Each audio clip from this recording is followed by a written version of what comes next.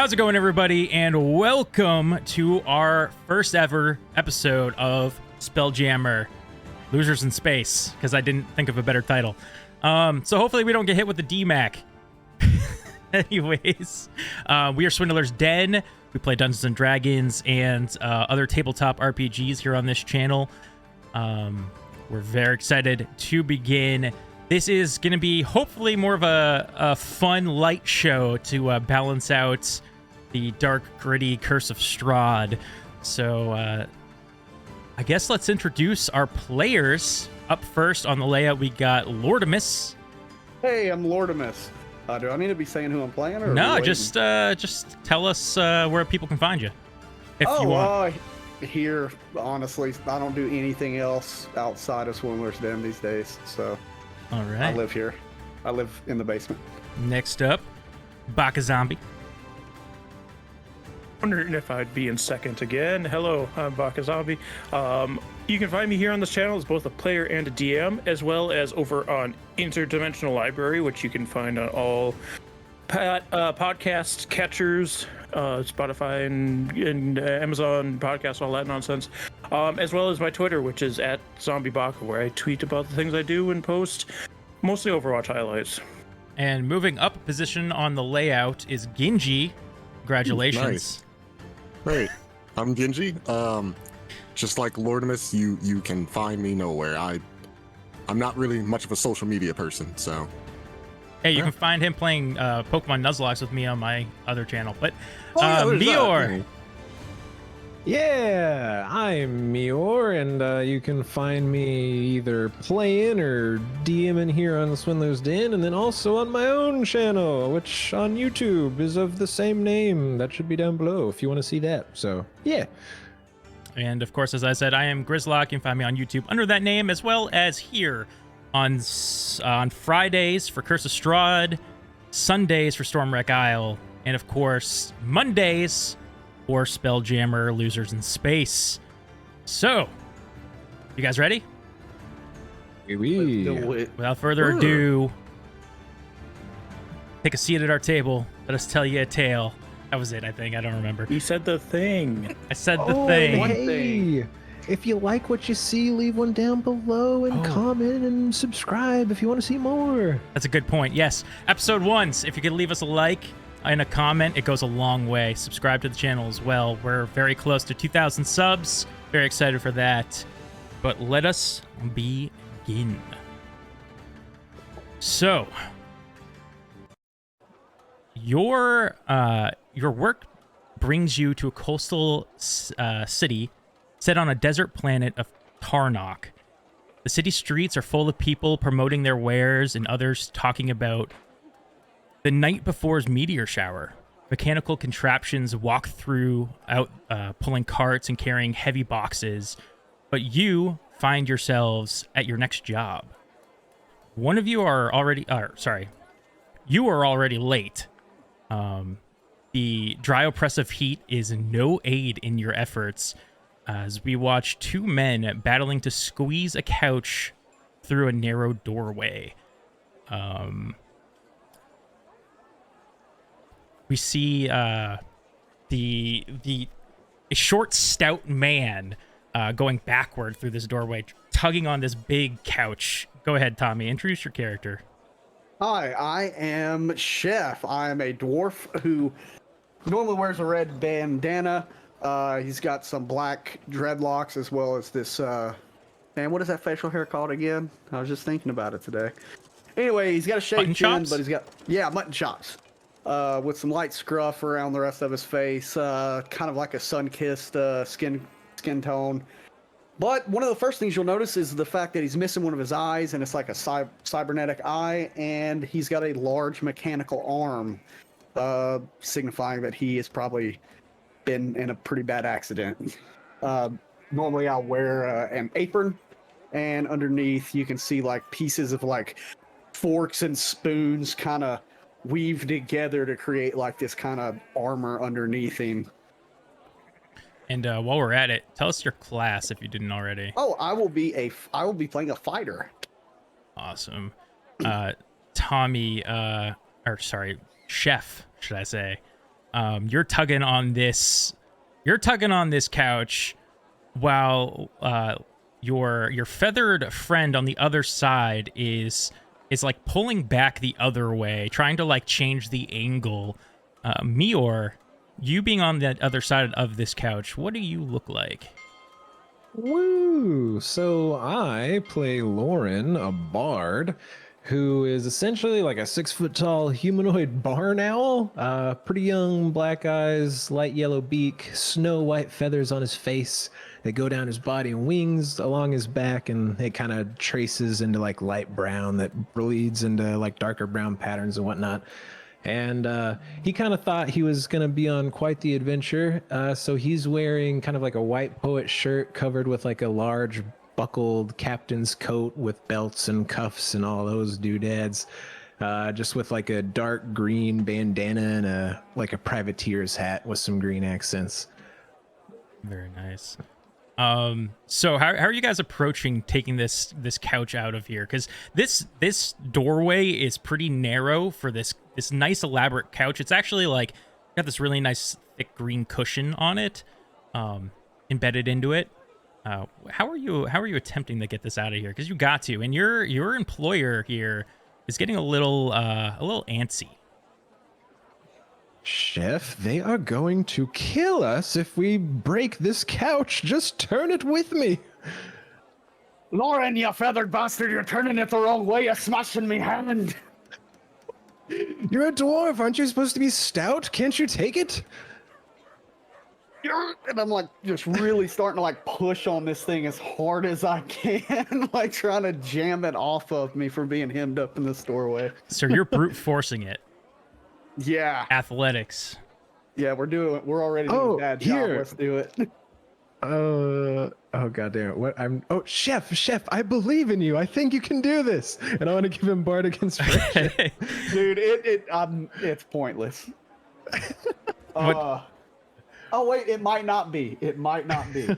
Okay, so first roll of the night, ladies and gentlemen, it's a 2, plus 5. Okay. And what's the bardic? Is that a D6? That's a D6. Yeah. D6. I gotta roll a 6 to at least get above 10. I got a 6. Okay, so that's a 12. So it's an 11. Oh, 11. Is it a 12? Yeah, I don't know. 11. I don't do math. Yeah, it's... Wait. That's no, on I'm your an end. idiot. It's 7 13. plus 6 is 13. Okay. You pull and pull, and the door frame starts to creak, and you continue to pull, and now it's like wedged in the door, and you can't get it any further. As you drop it to take like a break of air, you feel a sensation of something squish past your leg, and then Lauren, you feel the same thing as it like rubs up against you, like a sort of, I guess, I don't know if it'd be like a cold, like gooey sensation or what, squeezes past you, and as you turn to look at what it is, this thing forms into a humanoid shape behind you. Ginghi, why don't you go ahead and describe your character for us? Hi, I play Clara, a plasmoid, who is a monk. She stands at about 4 feet tall and, in typical monk clothes, so just sash, baggy shorts, sandals, not too much on her. Okay, and you're in here to come grab something. What room do you think you would go to? There's still a couple boxes in like this man's office, and there's a few boxes like scattered here and there. Or are you like just snooping around? What are you doing? Oh, whoops. She is going to just start snooping around, just see if there's anything interesting that catches her eye. Okay. Roll me a perception check or investigation, up to you. Okay. Let's do that. 9. Okay. You look around and you're hoping to find maybe some. This guy does this. Your guy who hired you looks like he's got a little bit of cash, and you're scooting around looking for some, but you don't see anything. Maybe all the good stuff's already been brought out. However, you are still on a job, and you see a lamp. So I assume you go to pick up the lamp to take it out. Yeah, she begrudgingly picks it up and just starts lazily just walking it to the ship. Yeah, and you like hold the lamp over your head and you squeeze in between the couch and the doorway with the lamp over your head, and you pop out the other side. Let's see. Where outside, once you get out there, you can hear a conversation can be heard, and your employer, Gimbal Glide Spocket, a Hadozi wearing big round glasses, and what appears to be like fine silks that do seem like they're either like unwashed or like they're a little sweat stained, is like tapping his foot like impatiently, and every once in a while he kind of like glances at his watch, he glances at the sky, or you just catch a small glimpse of him like looking over his shoulder, and kind of tilting his head questioningly at another woman, a pale woman with pointed ears. Go ahead, Baka, and describe your character. Yes, this is Nive. She's an astral elf. She's wearing a duster that probably isn't as appropriate as the rest of the crew's garments. It like more designer than practical. Where underneath she's wearing a blue like t-shirt. It's hard to see the lettering on, but while she's standing there, you can see she's got like it's black hair with like just very faint streaks of purples and blues that's tied back into a bun, and her eyes are almost they're pupilless, but they're like completely blue with some blacks and purples in them, almost like a star had exploded in her eyes. Very pale skin, as though she's never seen the sun, although they're out in this desert scape right now. And while she's kind of watching over everybody, oh sorry, I already skipped over things. She got black lips with the lipstick she has on, but as she watches over all of this, the things happening with the moving, she kind of has her arms folded, and next to her is floating, well, around her is orbiting a small silvery orb that's just like lazily orbiting around her, and next to her is an open book with a pen writing in it open, just taking inventory on the things that are coming out of the house. Okay. And as you're taking inventory, you look up. Actually, give me a really quick perception check. All right. Ooh, first roll, not high, but perception's okay, a 13. Okay. You don't really like catch too much. You see the employer look at you briefly, but I guess that's not too strange. However, he does say to you, "Can we please hurry this along? We're late as it is, and I should have been out of here by yesterday." Yes, of course. We're trying our best to proceed swiftly, but as you can see, my companions weren't ready for the dimensions of your door to move out your large furniture, so it's taking them a moment for their brains to grasp how to rotate this thing to get it out.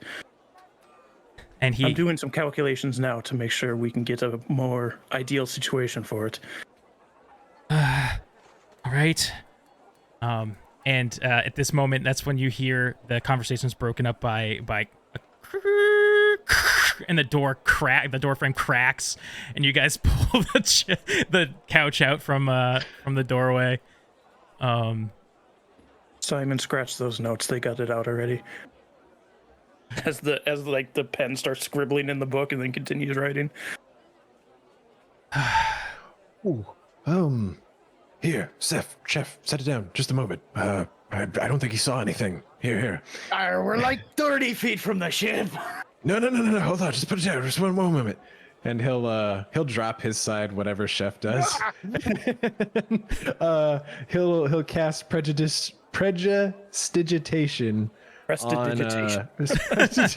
Just call it Presley. You hear Nive say, "Oh, and I'm a wizard, by the way." Oh yeah. On the spot that like scraped against the wall to try and like clean any like paint or grime or whatever got on it from yanking it through the doorway. And then he'll pick it back up. Okay. Good as new. he's just kind of he clearly sees this and he's like, I don't plan to ever come back here again. I don't really care, to be honest. Oh, you should have said that the first time. I'd have blown your hole bigger. But you guys know that this street, you're like, right now, you're in like kind of a narrow alleyway of buildings that are kind of tightly knit to each other. And you had to park all the way, you had to park your craft all the way down, or not craft, your wagon all the way down the street. So you got to lug this couch all the way down there to your wagon. I assume you guys do that. You lift it and start waddling it down to the cart, where this mechanical, this like big round mechanical ball with these like metal spider legs protruding from the bottom sits attached to the cart as if it's like the workhorse. And as you approach with this couch, this little hamster pops out of the top of the ball and takes a look at you. He's got brown and white fur with like a black eye, like a black patch of fur around his eye that almost looks like an eye patch. Goggles on his head. And in your head, you hear, Pass it on the top. I have no idea what he just said to me. Here, it's all that New Year's, chef. Toss it on the top. All right, I'd say lift with your legs, but I've only got one. And he'll lift with him. All right, yeah, we'll lift it as we try to like shimmy around all this like these shops that are in the center. awesome. Oh yeah, he's all the way down there. Sorry. Yeah, I'm trying to- Clara will walk over, and as soon as she heard toss it in, she will just toss the lamp in with not a care in the world. you just Froze. you give it a toss and it kind of like, it might have like cracked on impact in there. Clara, was that made of porcelain? Does it matter? Yes, we're not all as malleable as you. Well, it's in there. It do be looking like it's been cracked a little bit. Let's just put this couch right here, and I'm gonna set the couch on top of the lamp. Yeah. Cover it. Good idea, chef. Here, do we have any blankets or something we can throw over that as well? Yeah, you guys like start going through some of this stuff, and you're able to find some like rugs that belong to this guy, but you might be able to use to cover it.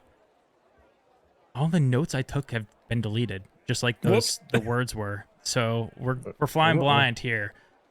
So I guess as you try and hide this vase, give me like a sleight of hand check. See how well you can hide it. Oh, who was doing that? I think I was grabbing it. Well, or I just called it out, I guess. So. Well, I'll help you put it on. How's that? Oh, yeah, right. Can he do that? Oh, it didn't super matter because it's pretty close, but so sleight of hand. Okay. Straight is 13. If I got the aid from him, it'd be 15.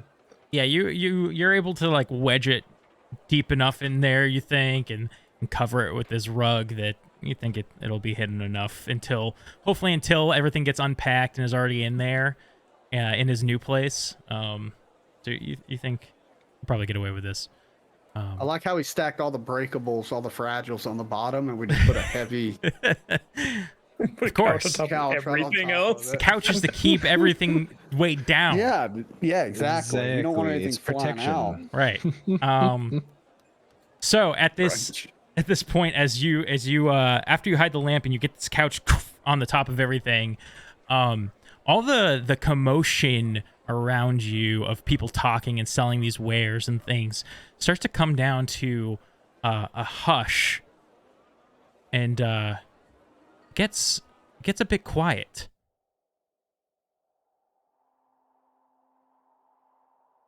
Did someone break wind? I might have farted back there at the house, but I doubt it followed me all the way here. You, all of you, you start to look around your surroundings, and everyone's looking up at the sky. Look up at the sky We with look them. at the sky. Yeah. Everyone looks up. As you look up, you see like streaks flying across the sky, with these like flaming trails behind them, and you hear the townspeople say things like, "Did you see that?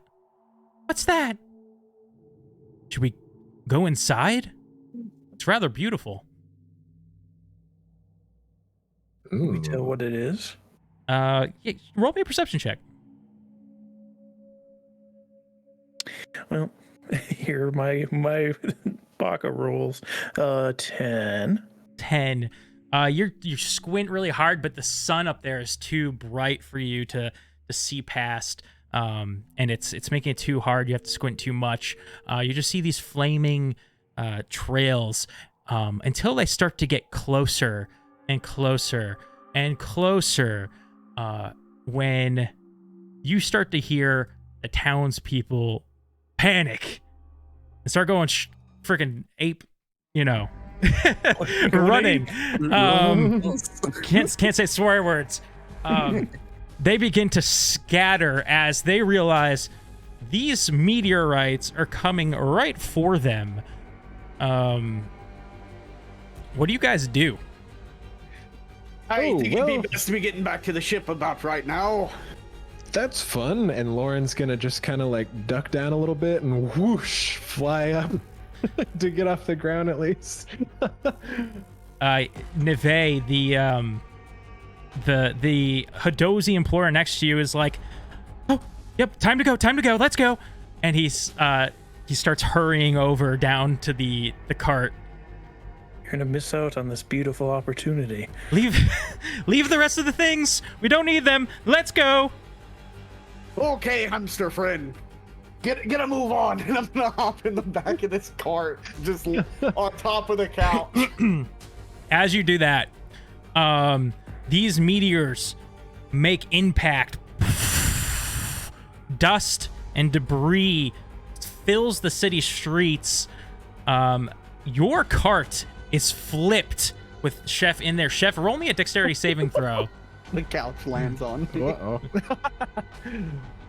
Simon, be sure to be taking this at all of these. Dexterity saving throw, right? I've got a Yes. +0 to that, so it's gonna be a 14. Okay, you manage to you get like when the impact happens, the ground quakes. It launches you up, but you're able to kind of roll out of kind of maneuver yourself out of the way and roll as your cart lands on its side, just like an inch from your foot. Your ears all ring and deafen from this loud impact, and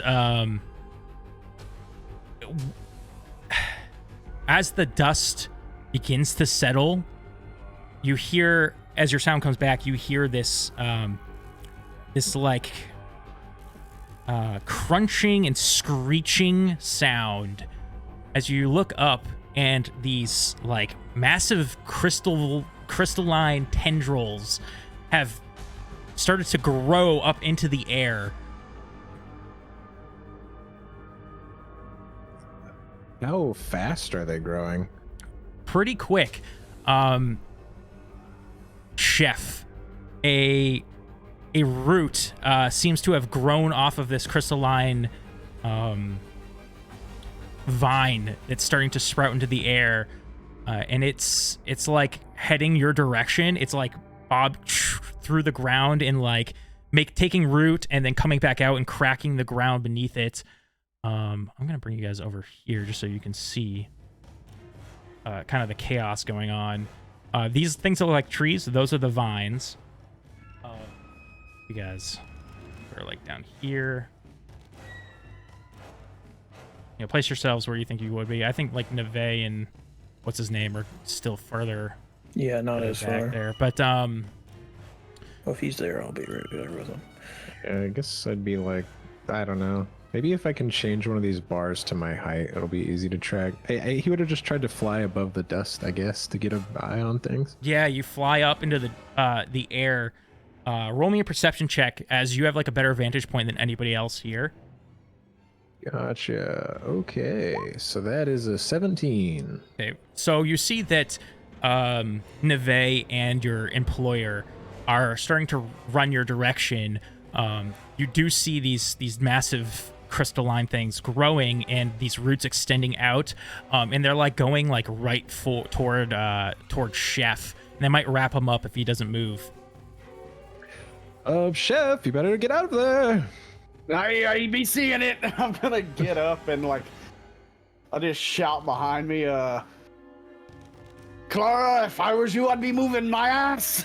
And I'm gonna scoop the hamster. You're scooping the hamster up? Yeah, I'm scooping the hamster, man. He dips back into his metallic ball. He's in a giant back, yeah. As Clara Okay, I run starts past the hamster. as Clara starts jogging with Chef, she points back at the cart and says, "See, lamp would have broke anyway." You got a fair point there, but not every day crystal falls from the sky and tries to kill you. Neve, you, the dust now has begun to settle more and more. You have one of these right next to you, one of these crystalline vines. What do? It just continues to grow and creak as it grows out of the earth. Can I like get a sense of what this thing is, or like anything about it at all before I start moving? Yeah, sure. Roll me a Arcana check as you approach the crystalline There vine. we go. That's a 21. Okay, 21. That's really good. So, you kind of do a once-over. Are you looking at like the roots or like the main tendril? The main tendril would be more of her interest. So you look at this thing, and it seems to be growing up and up toward the sky, but it seems to be growing out of what is like a seed pod that is bursted, but it's like a crystal seed pod, and it continues to grow. And as you feel for like that arcane presence, you can feel like its roots that are branching off of this seem to be like sucking up like thermal energy from the ground. Fascinating. Simon, are you taking all this down? As the pen is just still going, she's going to start moving away from it so she's not directly in danger of it. You start to move away from it, and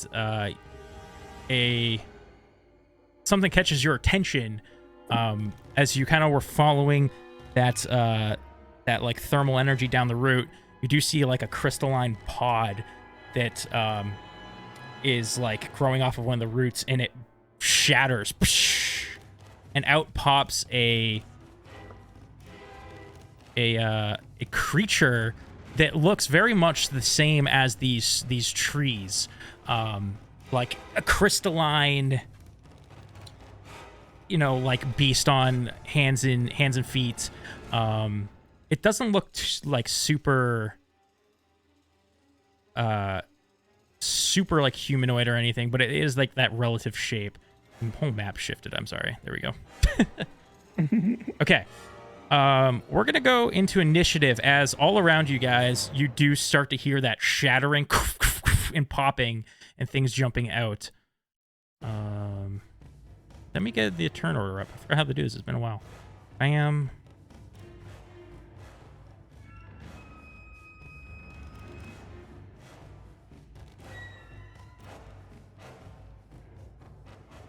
Oh, yeah. They rolled a 0? Okay. Apparently, your enemy has rolled a 0. That's good. Nice. Oh, I don't know how to add myself because I don't have an actual character sheet on here, so let's do this. Oh, interesting. Ooh, there's a lot of these boys. Oh. Yeah, they just... Oh, initiative's +0. Let's go, baby. All Oh, start to mine. Let's burst. go. All right, I can just write it I got down a instead. 19. So let's All right, so 19 for Tommy, or for Chef. Nice. 19. Who's got after that? Clara got a 14. Clara. All right. Neve got a 12. Lauren? And Lauren got a 7. I love how I have a +4 to initiative, and I got a 7. He rolled worse than the 2 people with +0. Yeah, I mean, your enemies rolled a freaking 0, so yeah, they all burst out of the ground, or out of these like seed pods, and they start going and like running after the townsfolk who are now scattered and like going for buildings and just every which direction, as well as after you guys. So we'll start at the top with Baka, or with Chef. Chef rolled higher. I don't know what I'm doing. Seeing one of these things pop up immediately behind Clara, he'll like just reach behind him where he like draws out this really large meat cleaver that's clearly made for like cooking. Yeah. And I'll like step forward, and as I'm running up and I go to bring it, like I just do like this big chop right down on top of it with this giant meat cleaver. As I shout Clara, watch out! And, that's not... Oh, I lost you. What? I just say Clara, watch out as I'm chopping down. Oh, I thought you said something else after that. Sorry. Let's see. What? Actions. There we go. So I have a +5, 9 + 5. So 14. Oh, 14 to hit. Yeah. Yes, that hits. Sweet. So let me find a D10 here, because I am swinging this down with both hands. It's a D8. I'm sorry, I came unprepared. Oh, there's a D10. A 1 + 3, baby. Okay. Let's go. So 4, I think it's slashing. Yeah. Yes, slashing. They slice into it, and as you hit it with this cleaver, it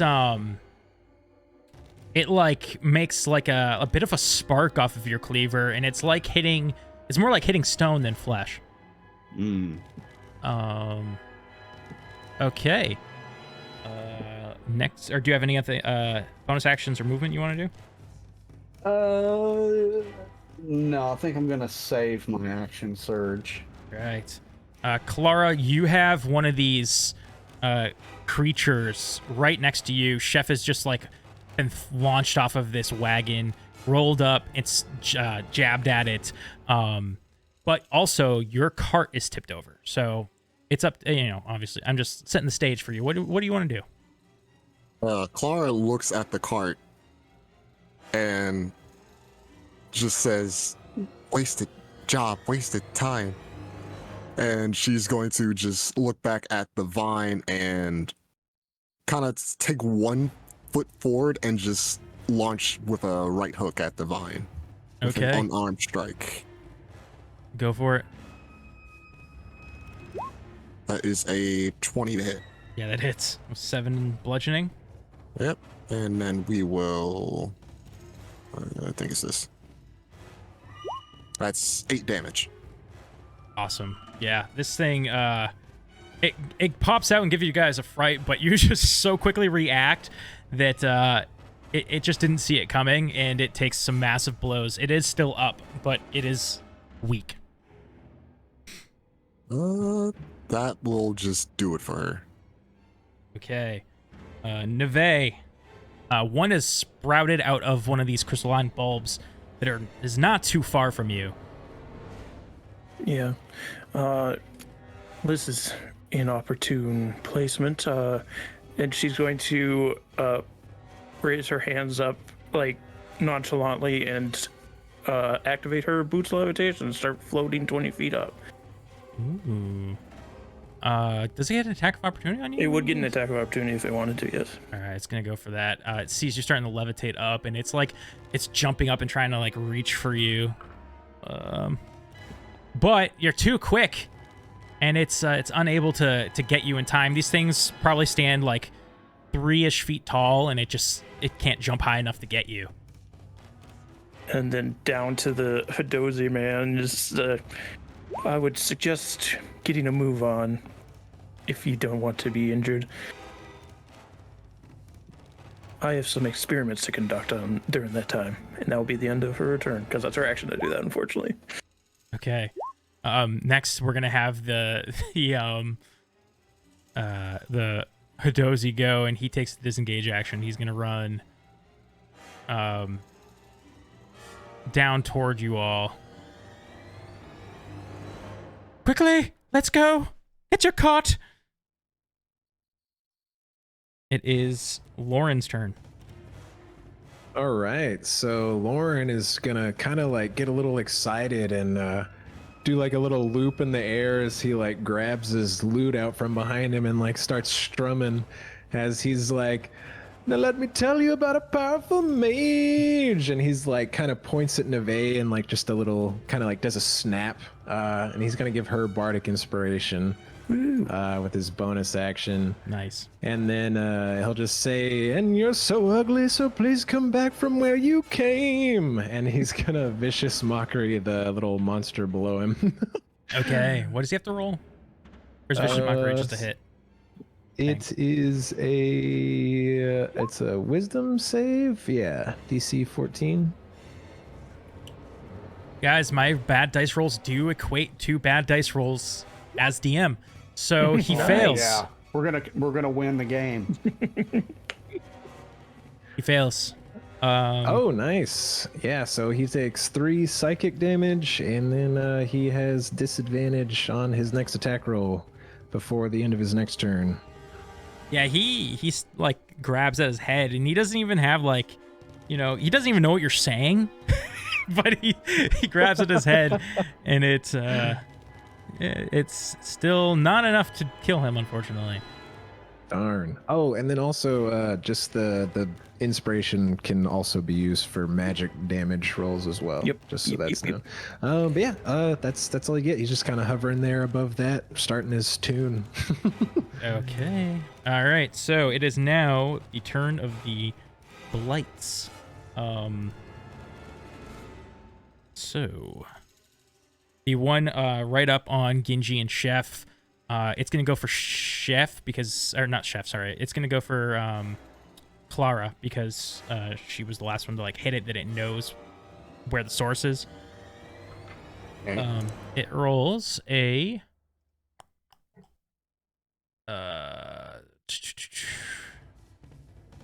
17 to hit. Good God, even with disadvantage? Oh, Good with disadvantage. Lord. I'm sorry, I forgot about this. Oh, well, that It rolls a nat 1. Good call out. I forget stuff like that all the time, so be ready to correct me anytime. Gotcha. But it misses its first hit, but it goes for a second because they have multi-attack. So Uh-oh. it's a 15 and a 9. I'm sure 9 doesn't hit. No, not a chance. It still seems to be reeling. It's weak anyways. Like, it never stood a chance in this world. Quickly burst from its seed and now quickly dying. So sad. That is... Wait, hold on. Oh, okay. Never mind. So, that's that one. This one is going to... Let me see. I'm going to see if it goes for you guys or for randos. Okay. This one's going to run up. Lauren, are you flying or are you down on the ground? Yeah, I'm 20 foot in the air right there. Okay, so instead, it's going to go up behind Chef and take its attacks against Chef. What is wrong with my rolls? 12?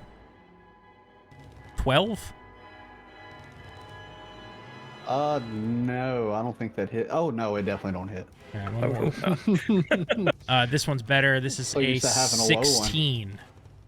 Still doesn't hit. 16 doesn't hit? Damn. Hold on. Let me double check something. Were you using your Yeah, shield? yeah, my shield was equipped, so yes, that would hit. Okay. Meets beats. So Okay, so,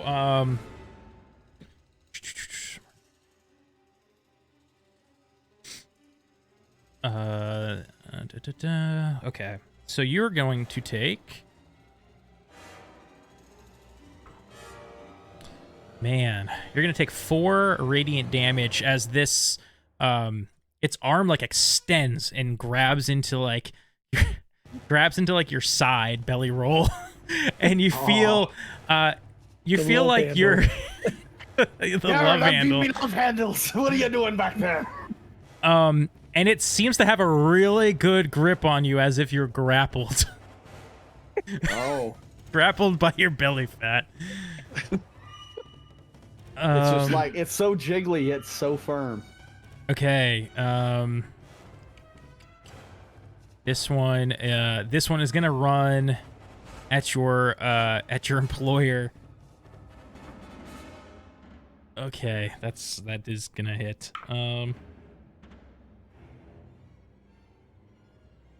Okay.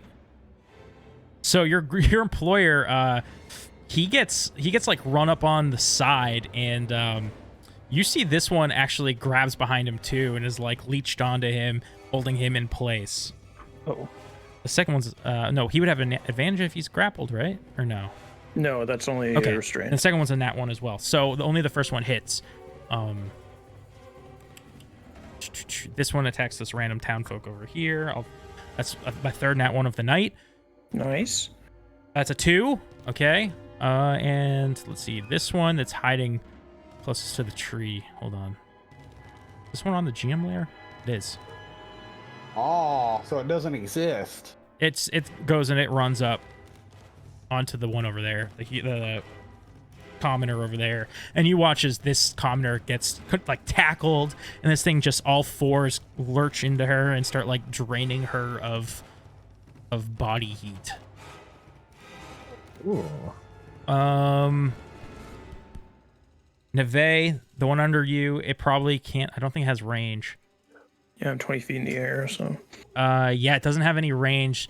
So it's looking up at you, and it determines, I'm not getting that. And so it goes to the next closest source of heat, which is over here. And also just grabs on and starts draining this person of life and warmth. So Harvey gets a go, and Harvey's go is to attempt to turn the mech of his over into the upright position. I'll give Harvey a little athletics check. Oh, that's a good roll. Okay. It succeeds. I don't even have to look what it is. He gets like up under it, and maybe there's like an assisted button to help like push it back over, but also he's like underneath it, and he's pushing up at the same time as this like kickstand comes out and just starts to try and push it up, and it does right the mech, and the cart is like now like kind of teetering on like one wheel. It just needs like a quick shove over to go back onto the ground. It's top of round, Chef. What does grapple do again? Just reduces your speed to 0. Darn. All right. So with that being said, I feel this like really playing with the jelly rolls, and I don't like it. So I'm like a cat. Don't touch my belly. As I turn with this giant meat cleaver in both my hands, and I just start like hacking down at this thing to get it off of me. Okay. I said let go. Oh, it's not gonna let go. That's man, not doing good. That's it's a 3 + 5, so I'll let you do with what you will. That does miss. I'm going to being that I missed, I'm just gonna action surge. I need this thing off of me. As you see, he just takes a deep breath to like focus in. You can also do an escape check instead to escape the grapple. Just throwing it out there is an option. You don't have to, but I got a 12 + 5 that time, 17. 17, yeah. You hit. See if this does better than before. That's 8. 8. Okay. 8 slashing. Yeah, this thing's got you grappled. You turn and start beating down what on its like arm that On came the at top you. of its head. Oh, the top of his head. Yeah, Bam, I'm like bam. trying to- And you make a good impact, but he's still clutching your gut. Yeah, that's gonna be it for me. Clara. All right, Clara, upset that she did not finish the creature in one blow, she's going to take her left hand this time, her left arm, and wind up and swing at the creature with a left hook. Okay. So that is an 18 hit. Yeah, and you bring in that left hook and crack it across its head, and it shatters into all these different shards. It is done. And she's going to quickly turn around and, as a bonus action, going to use her other unarmed strike to hit the creature on Chef. All right. So Help me, that's it. Clara! That hits for another 7, yeah. This one is about, we'll say, half health. And Clara will say, "Should have never got yourself caught in first place. Too weak, Maybe I may look like I made a jelly girl, but I'm not. just too weak." And that will end her turn. Okay. It is Neve's turn. She'll look around at the scene in front of her, taking note on everybody's position, and call out to the Hadoses. Can you get away from that thing? Oh, I'm stuck. It's got me. I'll have to reduce the sample size then. And she'll put her hand out as if she's like grasping an orb in front of her and start to squeeze her hand. But it looks like there's resistance there, even though there's nothing in her hand. And I'm going to cast Magnify Gravity underneath the eave of this building so that it only hits this guy, unfortunately. Okay. He has to make a Constitution saving throw. Fantastic. Yeah, I rolled a 6. It fails, so, and I'm adding the Bardic to this. So it takes 18 points of force damage as she just starts crushing the gravity in that area. Let's see the effect on these crystalline bodies. Yeah, it like starts to contort, and it, you know, it's like arms get like crunched in, but it's still it doesn't have like an effect to like that would like end the grapple, right? No, it just No, makes it so that it can't move, or its Yeah. speed is halved, is what it is. Okay, gotcha. Also, any object in that space that isn't being worn or carried requires a strength saving check against your spell to be picked or moved. So everything just stays crushed to the ground in that area. Awesome, yeah. So, he's crushed to the ground. Just objects, not Oh, creatures. okay, gotcha. Okay, His speed is just halved. got it. So all Very those cool. squids are stuck to the ground. Do you do anything else? No, just stay floating in the air. I don't have bonus actions yet that are useful. Okay, it is Lauren's go. Yeah, Lauren will like see that building kind of get collapsed over there with that spell. This is why I love her. Beauty only matched by her intellect. As he Bardic inspires her again, and then says, "Now your face actually looks better that way." As he vicious mockeries the one that Chef hit. In the Okay. face. It's a wisdom so save. he will do It's going to be a that. make this time. That's a.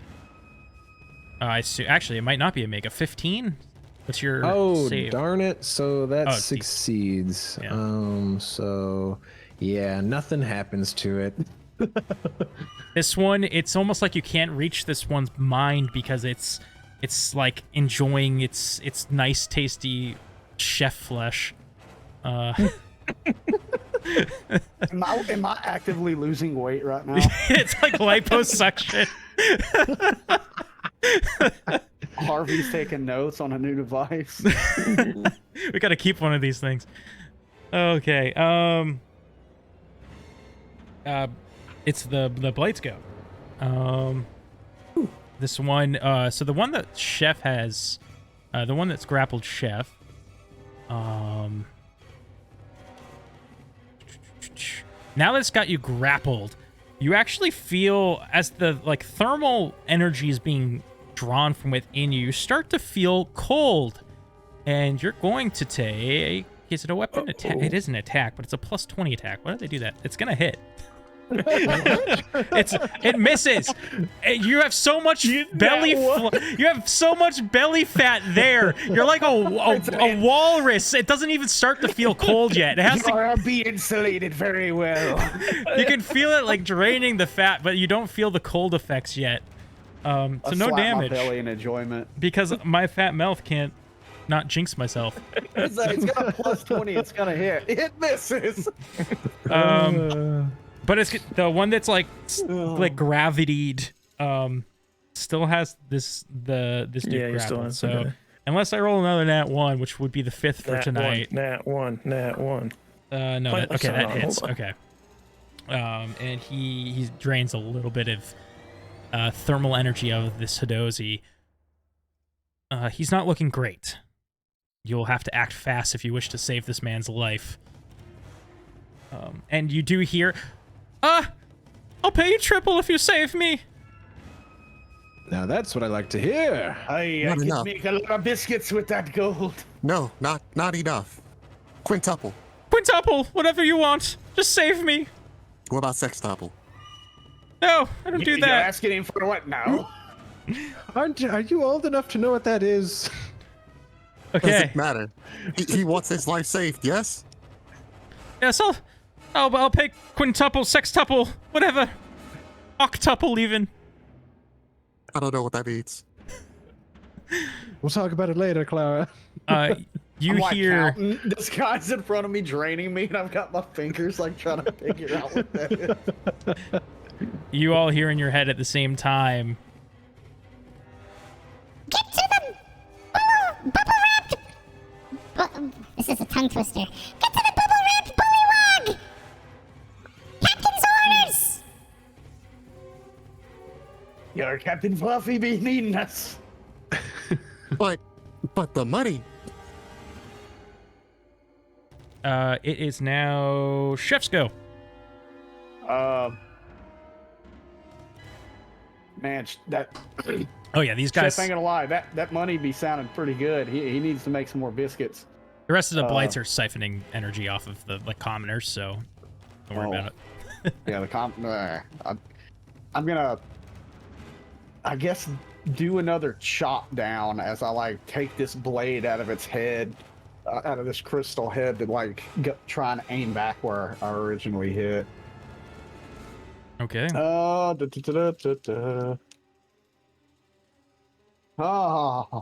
don't like this die very much. Does a 10 hit? 10 It is does 5 not plus hit. 5. Should have just headbutted him. Yeah, so I want to interact and so even though I'm grappled, can I still interact with an object? Yeah. I know I can attack. You just have no movement.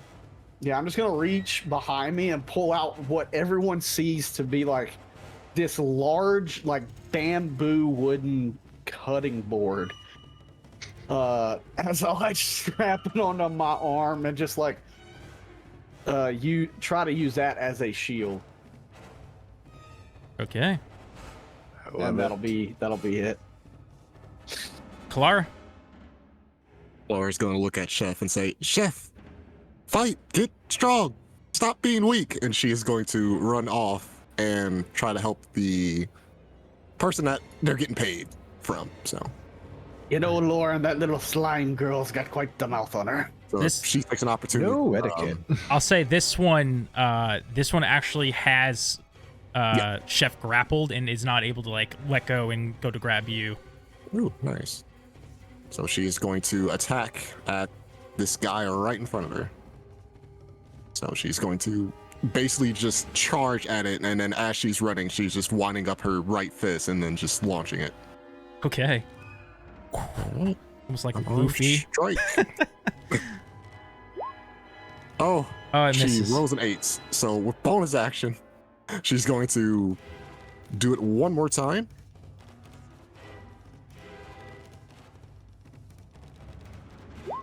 For a 25 to hit. That one Holy hits. moly. For 5 bludgeoning. It's just barely alive still again. Oh, You see the energy being like drawn from this man in front of you, like through the crystal of this creature and into like its core. Neve. Hearing the message to get to the ship, she'll deactivate the levitate from the boots, so she just gently floats to the ground, as the spell says. And then she will start walking, heels of her boots, clipping against these stones in the street. And Simon follow, as the book and the pen continue to follow. 5, 10, 15. Just nonchalantly walking past all the people that are dying. Unfortunate, but she's gonna get here, but as she does so, she's gonna just shoot magic missiles at the thing that's still grasping onto the Hidozi. Okay. First one does 2 points of damage. Doesn't kill. Second one does 3. Okay, it's dead. All right, as the third one blasts that one apart, she will shoot the last one at the one that's grappling Chef, and she'll add the Bardic to this one. Ooh, let's see it. That is 6 points of damage to that one. Okay. Big damage. It's still up. Ah, All right, let's get to the ship, everybody. You've heard. Lauren. That is her turn. All right. Oh, this is gonna be such a good tale. Also you, PU, and he's gonna vicious mockery the one that's holding on to Chef. Yeah, how do you want to kill this? Oh, never mind. It has to make the save. Sorry. Yeah. I rolled a nat 20.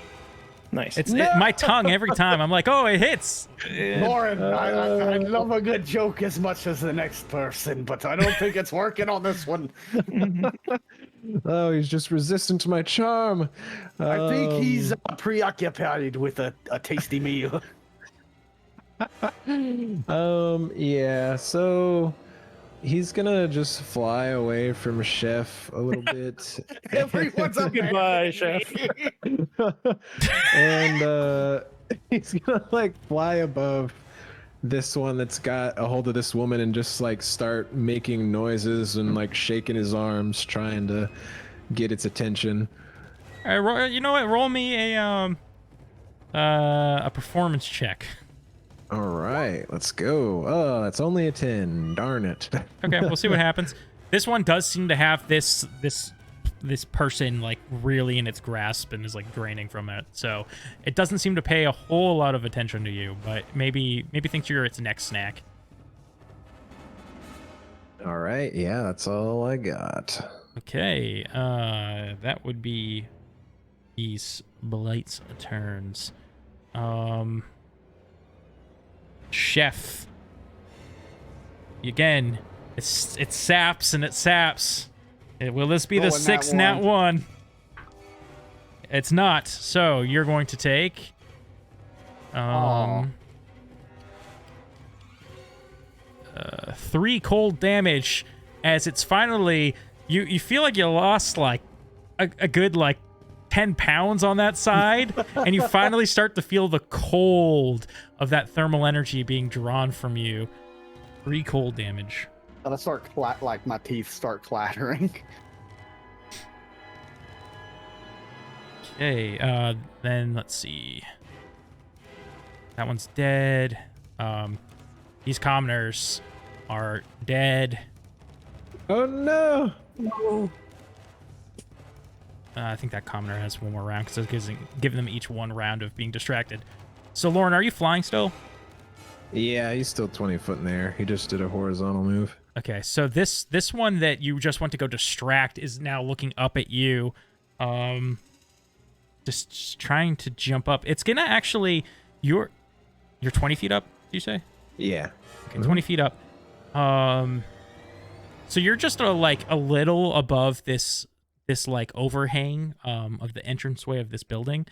You're a little bit up from that. It starts to try and climb the rail to get up there onto the roof, and it falls on its ass. That's my 6 nat 1. Nice. I'm throwing that die out. That's the one I use for Roderick too, so that's like really I mean, that makes sense now. yeah. Same one as Drogden too, I suppose. So The same one as all of them. let's see.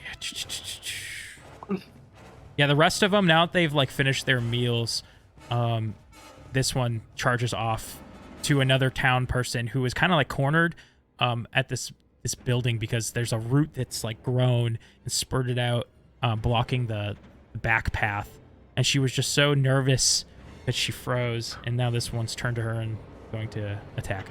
I'll see if it hits, because you know me. It doesn't. It swings at her, and she somehow finally gets the courage to dodge out of the way. It is now Harvey's go. Harvey sees that you guys aren't riding the cart, so he jumps out of his mech, and he goes and he pushes on the wheel to try and right it. This little hamster. And he does. So he I think what he does, he tries to push it, and it doesn't go over at first. So he climbs up the wheel and like jumps across to the other wheel and pulls, and it's just enough weight to bring it balanced back onto both its wheels. And then he scurries back to his mech and yells, into your heads. It is now Chef's turn.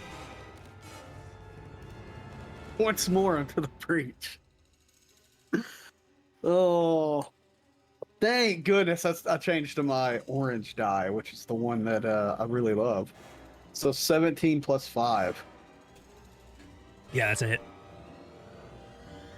D10, baby. You know what? I'm going to use the orange D10. See if this does me any good. Ah, that's way better. 6 plus... Oh, wait, no, it's not a D10. I'm holding the shield. It'll be a D8. True. Sorry about that. 3. Let me just dump these everywhere. Where are my D8s? I literally just had them. No orange D8. I'll use a red one. Now it's good. 4 plus 3. 4, 7? 7 slashing. Yeah, he's dead. How do you want to kill him? I've just been hacking down at the top of its head as I'm screaming like, "Let go of me!" I'm like just chopping and chopping. Okay. And it shatters with your final chop. Splinters into different crystalline pieces. Let's see. Clara. Okay. I'm gonna run and jump on that wagon, by the way. Oh, yeah. Clara is going to... I believe she has 40 feet of movement, so she is going to...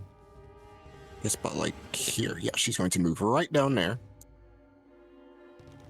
And she actually, on her right side, carries just a normal boomerang.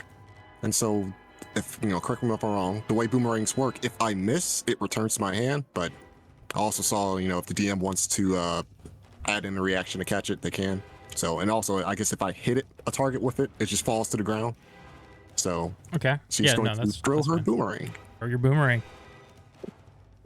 You're throwing it at the one that's like near the commoner, right? Yeah, like down there. Oh, good hit. Holy So moly. 24 to hit. He's aiming at the commoner. 24 for hit for 6 bludgeoning. Yeah, and it smacks it on the head. That boomerang falls to the side and she yells, "See, chef, not hard to kill one, is it?" You know, lassie, you got a point. Neve? Yeah, she will just use all of her movement to pass him by the dozy. Come, we have to leave, and get to the cart. Okay. Yes, quickly. Lauren. All right. So seeing as this woman is in distress, what's the color of her hair? The dead woman? Oh, yeah, No, she... there's one Or the alive in far top one, right the far corner. one. Oh, the very far one. She's got like a reddish brown. Reddish brown. All right. Auburn, if you will. I don't know. Is that what auburn is? Balada? Yeah, that's what Sure, Balada is. Auburn, yeah. All right, so he's gonna fly over there and he'll say, "Ma'am with the brilliant auburn hair, run!"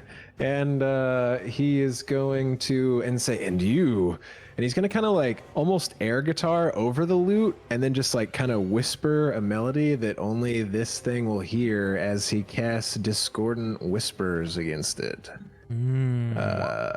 So it needs to make a wisdom save. Are you kidding me? Oh. But there's still a good effect if it fails, so. Well, the good news is it fails.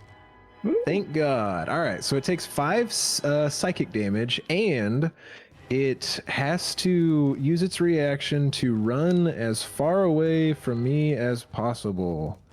Let's see. Hold on. Just lead it to Away our from ship. me, we need this yeah. for lipo, dude. Okay, I just wanted to make sure it wasn't like immune to millions. something like that. Yeah, okay. It uses its reaction, did you say? Yeah, it uses its reaction right now to run as far away from me as it can. So it can probably even get like over here somewhere. Oh, well. All right. And yeah, he'll just kind of motion with his hand for her to head south. And yeah, that's all he's got. Right This into another Same one. direction that it went. Follow it, madam. Follow it right into Oh, another well, one. towards the cart, towards the individuals. She's like, thank you. And she doesn't even pay attention to what you're saying. As you see, she like pulls like a chain of keys out of her pocket and she starts like going through them. It appears that she's at her door. Oh my. All right. Well, good luck for her, I guess. All right. That's all I got, though. When we leave, everyone in this town's gonna be dead.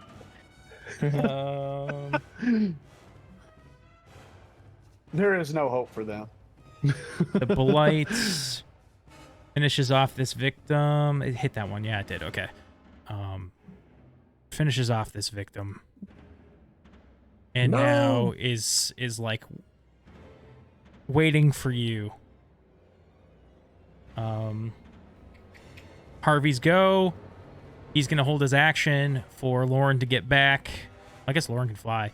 He's holding his he can action fly. for the Go ahead. Hodozi, who jumps aboard the cart.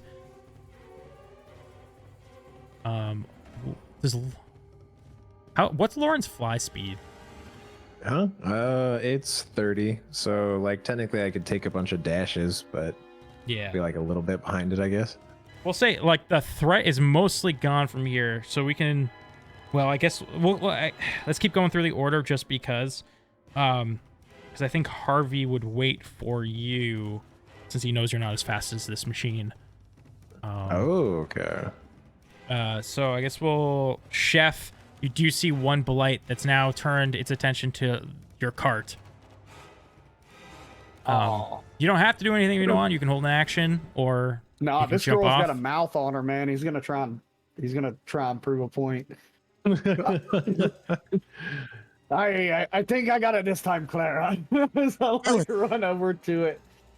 I'm like running and just screaming, like kicking up dirt and everything. Dirt's getting in my mouth as I'm like hacking, trying to get over to it, and I just like start chopping away.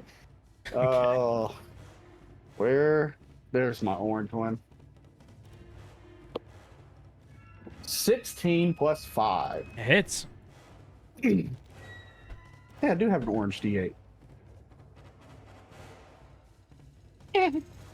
That's not good.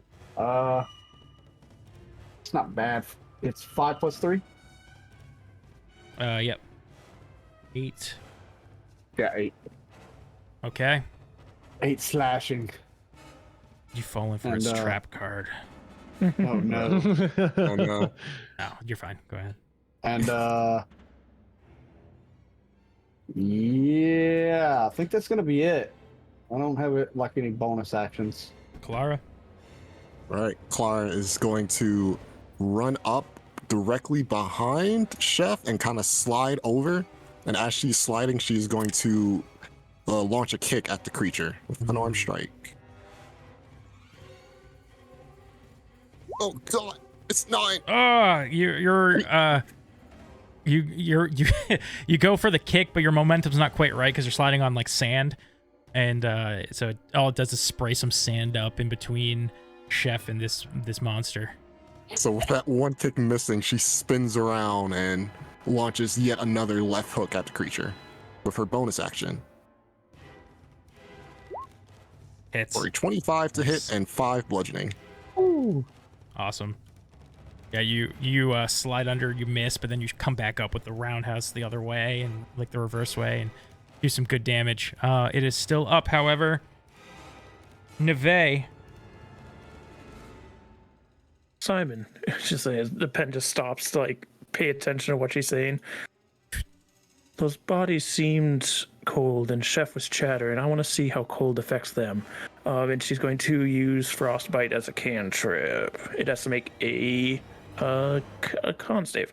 Okay, and like the pen like nods up and down, Simon, like as if it's agreeing.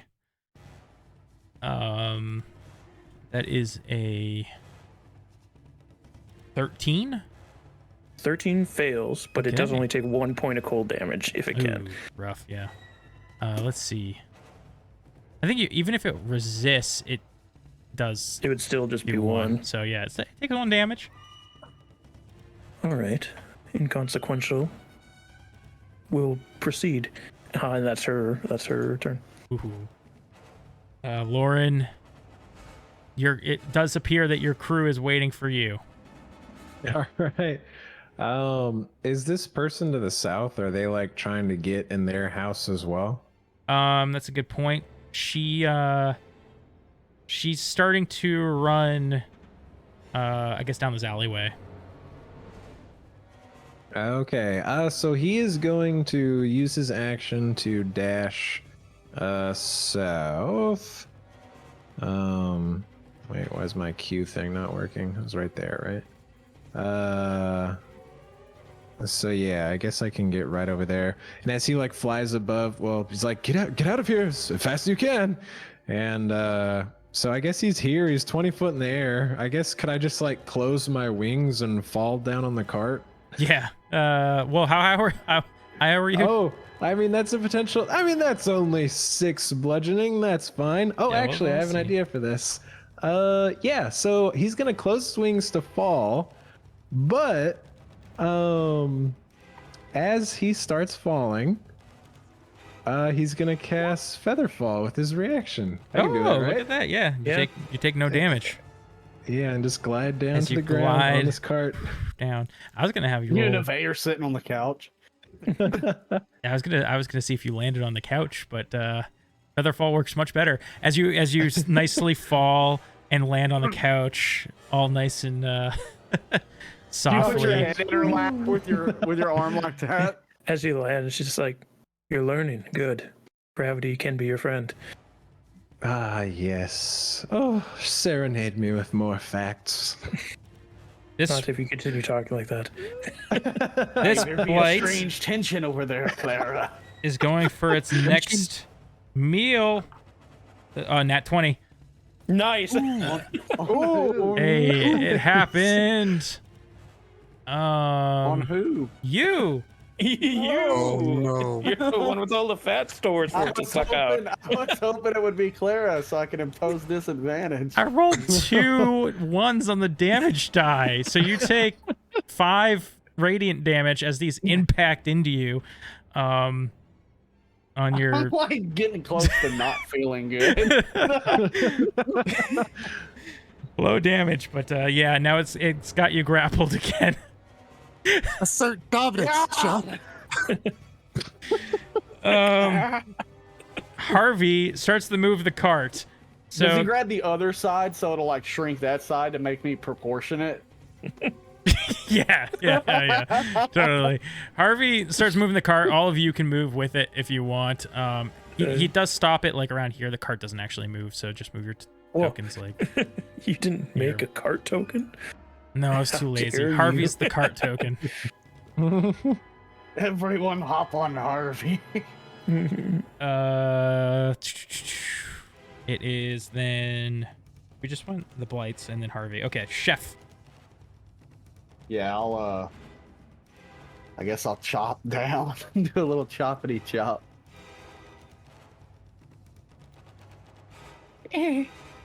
Oh, 10 plus 5, 15. It's. That is 7 plus 3, I believe. Let me check. Yeah, plus 3. Kind of sadly for you, before it has time to like even out your fat on that side, no. you bring your I'm a freak! you bring your knife down and shatter that one. Yeah, what do you do next? Do you jump on the cart? I look at Claire and say, do I appear to be leaning a little too much to one side? She stares at you for like 2 seconds and says, "No." Don't worry, Chef. We can do some gravitational therapy to even you back out. Ooh, He looks good, fine. good. I think it looks excellent. I kind of like hobble back towards the cart, like walking kind of strangely because I'm not used to this weight distribution. And I'll hop in. You hobble over to the cart. Everybody gets in as Harvey. Boomerang. Oh yeah, you snag the boomerang and get back onto the cart. As Harvey's mech starts to go into overdrive, and you hear the tick tick tick tick tick tick tick tick of the mech's legs starting to tap into the ground and take off at full speed towards the docks. You guys, now that you've gone, you've been zipping down these roads. You're kind of at the main stretch that goes down to the port. You notice that this event is more bigger scale than just the block you were on. There's vines everywhere. There's starting to be fires here and there. You see a lot of those blights like moving around, looking for victims. So yeah, the cart begins to take off. I'm just Lauren using just like laying on that couch. He's just kind of playing a tune this whole time, like the city's on fire. okay. Just try and make people feel better as we ride away. As you get to this, like, it zips down, and you see up on one of the roofs closest to you, one of these astral blights tries to jump down. Does anybody do anything as it tries to land on your cart? I'll try to knock it away with my shield. As it's jumping, before it like even reaches the cart, can I what am I trying to do? Adjust density so it falls earlier than it intends to. Oh, absolutely. Gravity magic. Just double its weight suddenly while it's in the air. That's awesome. Yes. So as it jumps from this roof, you see it, boom, cast a spell, and it just drops like lead onto the ground. It's gonna take some damage from that as well. Okay. Take it. And does that have any other effects, like it's grappled essentially or anything, or? Nope, it just doubles its weight. It does have advantage on strength checks and saving throws, but once it hits the ground, I would drop it off of it. Okay. And then dodging that, Harvey kind of guides his mech slightly around and then continues. You guys get up to this point where there's this big archway you have to go under before reaching kind of the port area of this town. And you see off to either side these two blights that are now waiting for your cart as it approaches the arches just on the other side of them. What do you do? So they're like in the road? Yeah, they're like in the road, waiting for your cart to come in.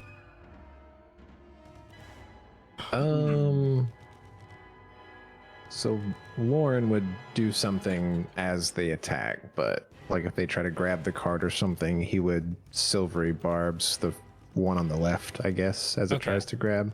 Yeah, so you'll Is like there, hold your action or something. Is Or there Yeah, it's like a anything, yeah. reaction. anything in the cart Clara can throw at the other one?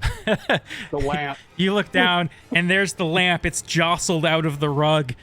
She will grab it and launch it. Roll me a either sleight of hand or you can just like roll your dex. I'll do sleight of hand. Oh, no. that's 20 for some reason. Oh my god. This is an extra powerful impact. How much damage do we think an improvised like weapon does? Is it normally a It's like D4? 1d4 or something, right? Well, Monks get something with improvised weapons, don't they? In proficiency or something? I don't think I have that yet. I'm not sure. this is a spell, so it's stronger. But when I use catapult, it does 3d8. Obviously, that's stronger because it's Yeah, a it's spell. a spell, So I don't know it's if you want to magic. do like a d8 or a d6 or something. Should get it. It's dedicated weapon. I don't think this counts though. Yeah, no, it's whenever Okay. I finish a short or long rest. I'll roll some damage really quick. 2d6. Okay. Okay, great. As this thing smacks it in its face and it was not expecting it, kind of stumbles back like, what the heck? The cart. Anybody else doing anything as the cart rolls up past them? I mean, I'm gonna have a reaction. Okay, so the cart rolls just past and they both try to grab onto the side and pull themselves up. Anybody holding a action or a reaction? Yeah, Lauren was gonna silvery barbs the one on the left, I guess, as it tries to climb up. Yeah, I'll roll it. And I'll hit the other one with the reverse of adjust density so that it's lighter and it has disadvantage on strength checks and saving throws. Okay. Nice. Disadvantage for both of them. Yeah, so they both fail, thanks to your efforts. They One gets lighter, it just flies over the top of the cart. one tries to grab on, and what did you do, Lauren? Oh, you just silvery barbs it, right? Yeah. And it just stumbles over itself, but the other one jumps, and then it's like doesn't stop. You know, it jumps and then it doesn't stop, and it just keeps going into the air. Awesomely done. Your We're cart gonna just hit it with our ship continues later. down to the port. Pull you Oh, and I'll down give here. the good advantage to Chef. Like, Okay.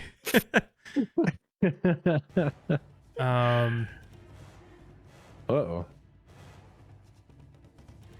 Yeah, so you get down and you see your ship still on the dock. You also hear your captain as he sees you approaching. He looks over in his this is his first time you guys seeing him in this game. So your captain is a GIF, which is a hippo person. You all know your captain doesn't often walk.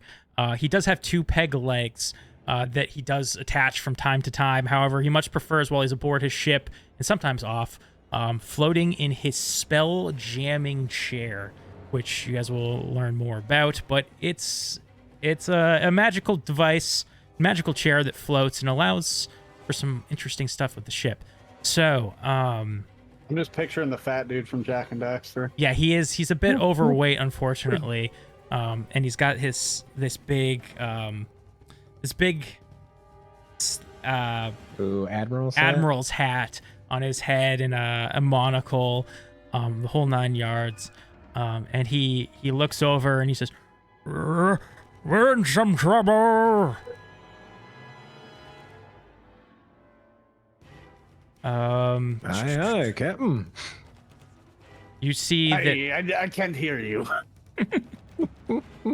you guys see that there is some folk like trying to climb their way onto your ship, but there's also two blights that are kind of attacking, and so like they're fending off these while also trying to climb onto your ship.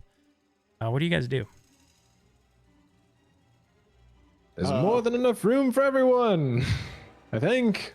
Let me see how far I can go here. Roll me a persuasion check.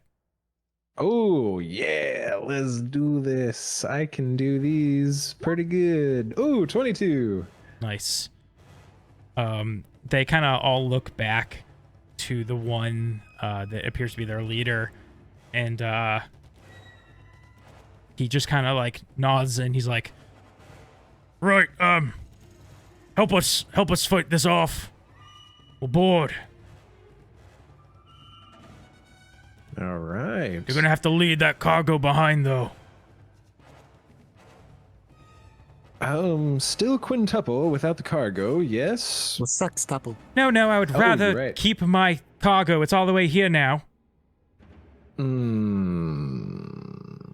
Fine. Harvey, can you continue to pull this while we deal with them?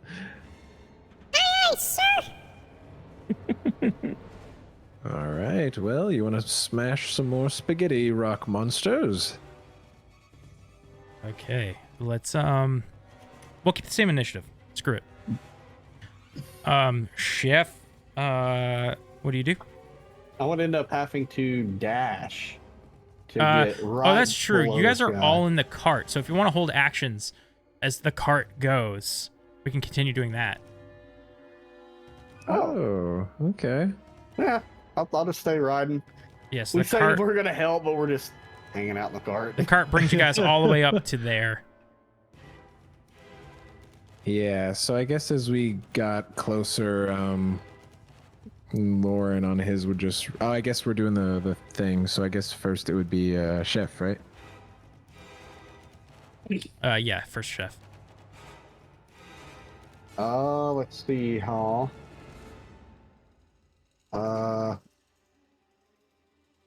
Man, kind of stinks. I'll dash. Because, I mean, if we're going to get this cargo on there, we're going to have to get this winch freed. 5, 10, 15, 20, 25, 30. Yeah. 30 right there. As I dash up in front of this dwarf. Yeah, it's gonna, let's see. Yeah, I dashed, so that's it.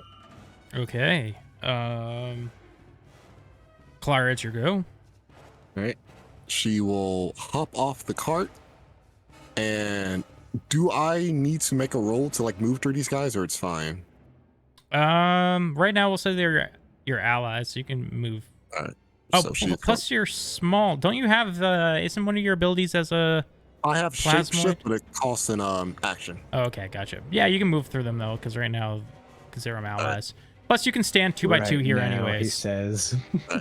So she's going to move 35 feet right in front of this one, just charging, no fear, and just slam her fists into the run directly in front of her Okay. for a 23 Yeah, that hits. and 6 bludgeoning. Oh, sorry. Yep. And she's going to use her bonus action, unarmed strike once more for a 25 to hit and 8 bludgeoning. Ooh. Nice. Good hits. And that will do it. Okay. Neve. She'll look around for something and seeing these larger shells on the shore. She's Simon, quick equations. She's gonna like lift her hand, palm up as if she's lifting that conch shell on the shore. And she like cocks her arm back. You can see her thinking as the equations are being written down. There, and then she'll push and send the conch shell flying to hit the one on the winch. Has to make a dexterity saving throw. Awesome. And as you do that, like the pen like underlines and dots as the equation finishes. Punctuation to when she hits or pushes it. It rolls it's a dex, right? Yep. That is a 8.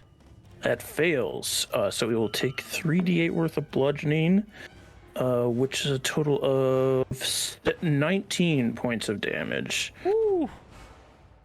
Big hit. This one, like, gets hit from this shell and almost falls and has to grab on to the crane to not fall off and pull itself back up. And that is her turn. Alrighty. Lauren will take off, get about 15 foot in the air, and then 5, 10, 15. He'll kind of get over here in the midst and point at the one that Clara hit and just give it a good old, oh, can't you just drown already? Can you even breathe? And he'll cast Vicious Mockery, so it's a 14 DC. It rolled a 14, and then it has a +0 though, but yeah, 14. Man. Darn it. All right, nothing happens. Dang. And yeah, that's all I got. Okay, the blights are gonna go, unfortunately. Fortunately. The blights, Clara, you're the closest. Go for it. Ooh, So I got a question. yeah. With the fighting style protection, it says while wielding a shield and a creature you can see attacks a target other than you within 5 feet, is the target, is like Yes. my ally have to be within 5 feet or the creature? We always ruled it with Voleda that the ally has to be within 5 feet. Okay. Yeah, that's fine. As long, well, you, yeah, sorry, yeah. Like I've just reached around real quick and like tried to. Hold up the shield. Hold up the shield. Okay. Yeah. What does that do? It gives disadvantage. Disadvantage. Oh, okay. And that misses now. Good shout as you pull the shield up and deflect this like arm that stretches out and goes to impale your friend. And new coworker. Harvey. So Harvey drives past these people who are trying to board your ship and kind of like nudges this one with the wagon, attempting to knock it over. I'm going to have him roll a dex save.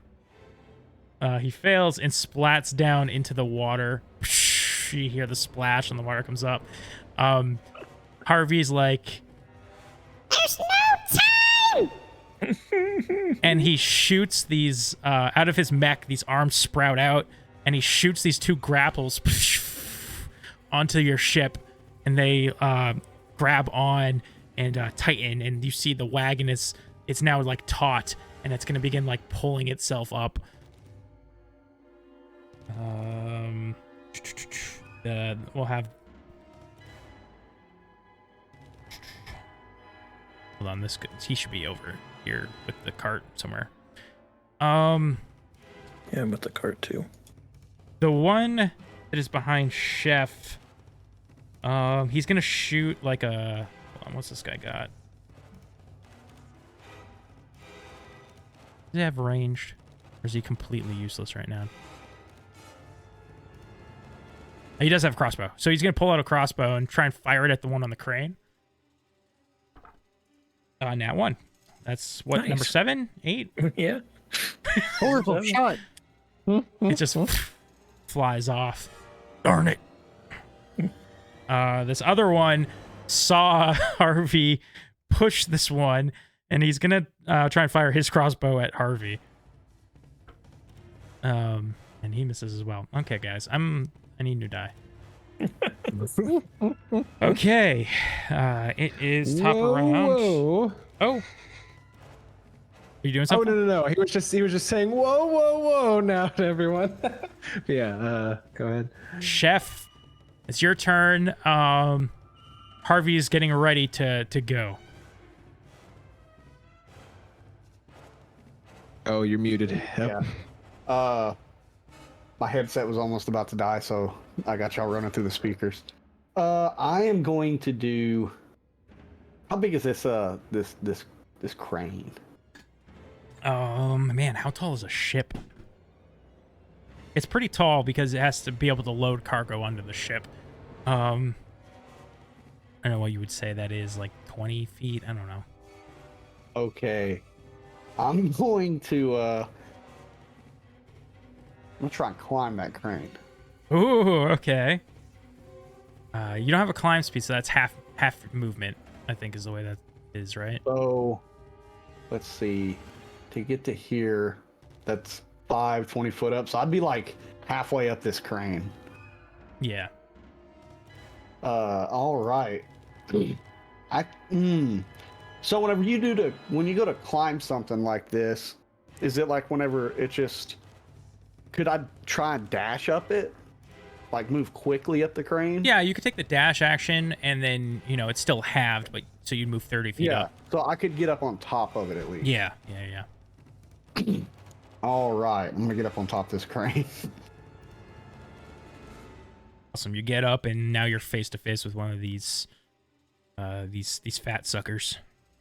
Yeah. Wait, hold on a second. Yeah, I think that's gonna be it for my turn. Dude, Chef is. Oh my god, I don't want to spoil it in case this is what you do. All right, Clara.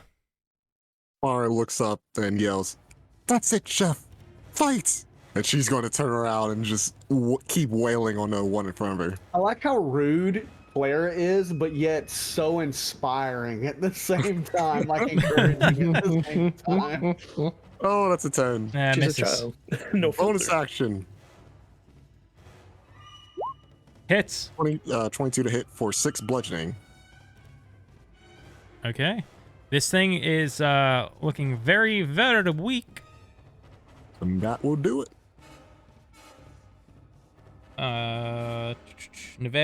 Neve. I want to make sure I'm saying it right. Yeah. Seeing this man turn and pull a crossbow on us, she's just gonna flick her hand back, and like a small bursting star will appear in front of his eyes.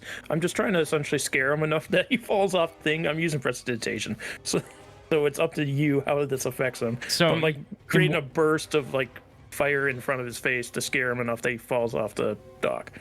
I'll say he was already a little unstable from the wagon flying past him, so I will roll him that to see if it's enough to knock him completely off. I missed the dice tray.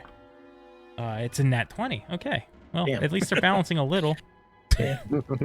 As he this pop or whatever goes off near him, I forgot what you said, and he writes It's himself like a small back up. starburst in his face. Yeah. It is Lauren's go if that was the end of your turn. Are you like Yeah. Are you still on the cart? I'm still in the car. Okay, yeah. cool.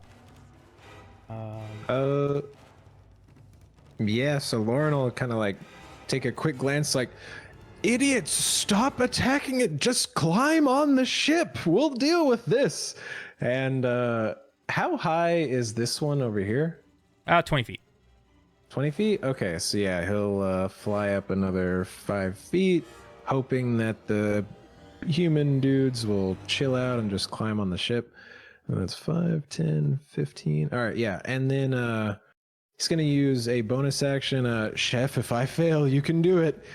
So he will Bardic Inspire Chef, and then he's going to try to essentially like fly right into this thing and just tackle it off the crane, like just like body slam it, and then he stays in the air and it will hopefully fall off. So you're like trying to shoulder. You're essentially doing a shove, where you're trying to like shoulder. Yeah, just gonna try to like shoulder charge into it.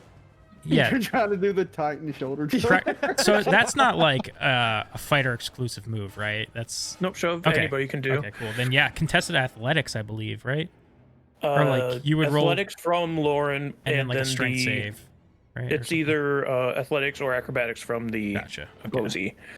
I'm not good at these, but I'll try. That's a 19. Oh my god. All right. Let's see. This is gonna be a close one. Oh god. Actually, it's not. I read the wrong stat. So you fly in and bash this thing in the shoulder, and it falls from the crane. I don't know if it'll Nice. make Chef happy or not. We'll see.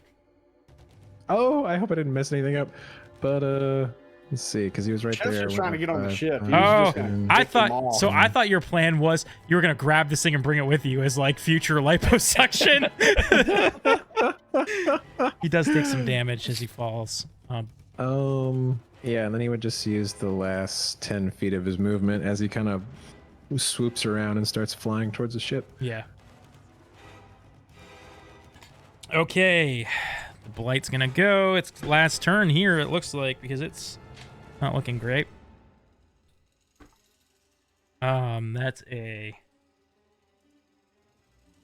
What do you have to hit? That is a 15 to hit. Is that Clara? On Clara, yeah. Yep, that will miss. Okay, sweet. Multi-attack. That's less, so misses again as both these arms lurch out at you again and go past and miss. This one's down in the drink and it starts. I don't even know if these things can swim. It starts to sink, we'll say. The bandits. Oh no, Harvey. The cargo. The wagon starts to reel in slowly. It's taking a lot of effort because it's, it's a lot of weight as it's starting to incline up toward the ship. The bandit is going to start. The one that's in the water reaches to the surface, spits out water, and he's like, "Hey, you!" And he starts swimming toward the beach. This one again fires its crossbow at Neve. And that is a low number, but might hit a wizard. Let's see. Sons of guns, didn't listen.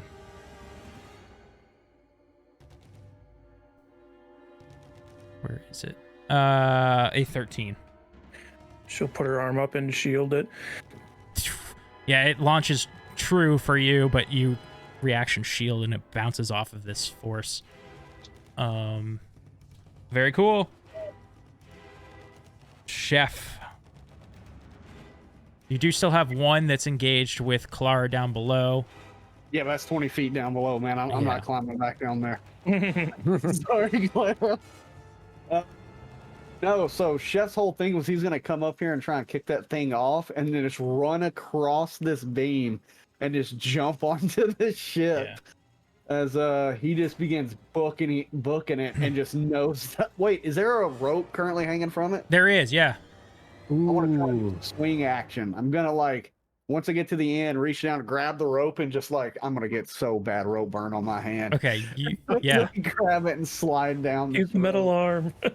You use your metal arm. Use the metal arm. Awesome. Yeah, and you're. You know what? I'll say you're able to do this just fine, even though I feel like there's a dex of some sort involved here, acrobatics or something. But a flip, fall, land in the water. But I think you've been a lifelong pirate, and you are very good at sliding from these ropes and things. So you're good. Been a lifelong privateer. What are you talking Privateer, about? right, of course. Clara. She's feeling pumped and amped. She's going to swing unarmed strikes right at this creature. Not pumped and amped enough. That's it. That's The first one just always misses, man. Oh, she's going to bonus action. Unarmed strike at it. Clara's a lefty. Apparently. Never can hit with that right 16. hand. Yeah, it's 7. It's always the flurry. The second one hits it in its gut, and you watch it shatter and break. And you hear a scream, "Yes! Fight!" As she turns around to the guy right behind her, runs up, and with her bonus action, God. spending a key point, she will do another unarmed strike. Yes. Blows. Oh my god. She's got the blood rage. Bloodlust. That's a 21 to hit Yeah, that hits. for 8 bludgeoning. Yeah, you hit him really good.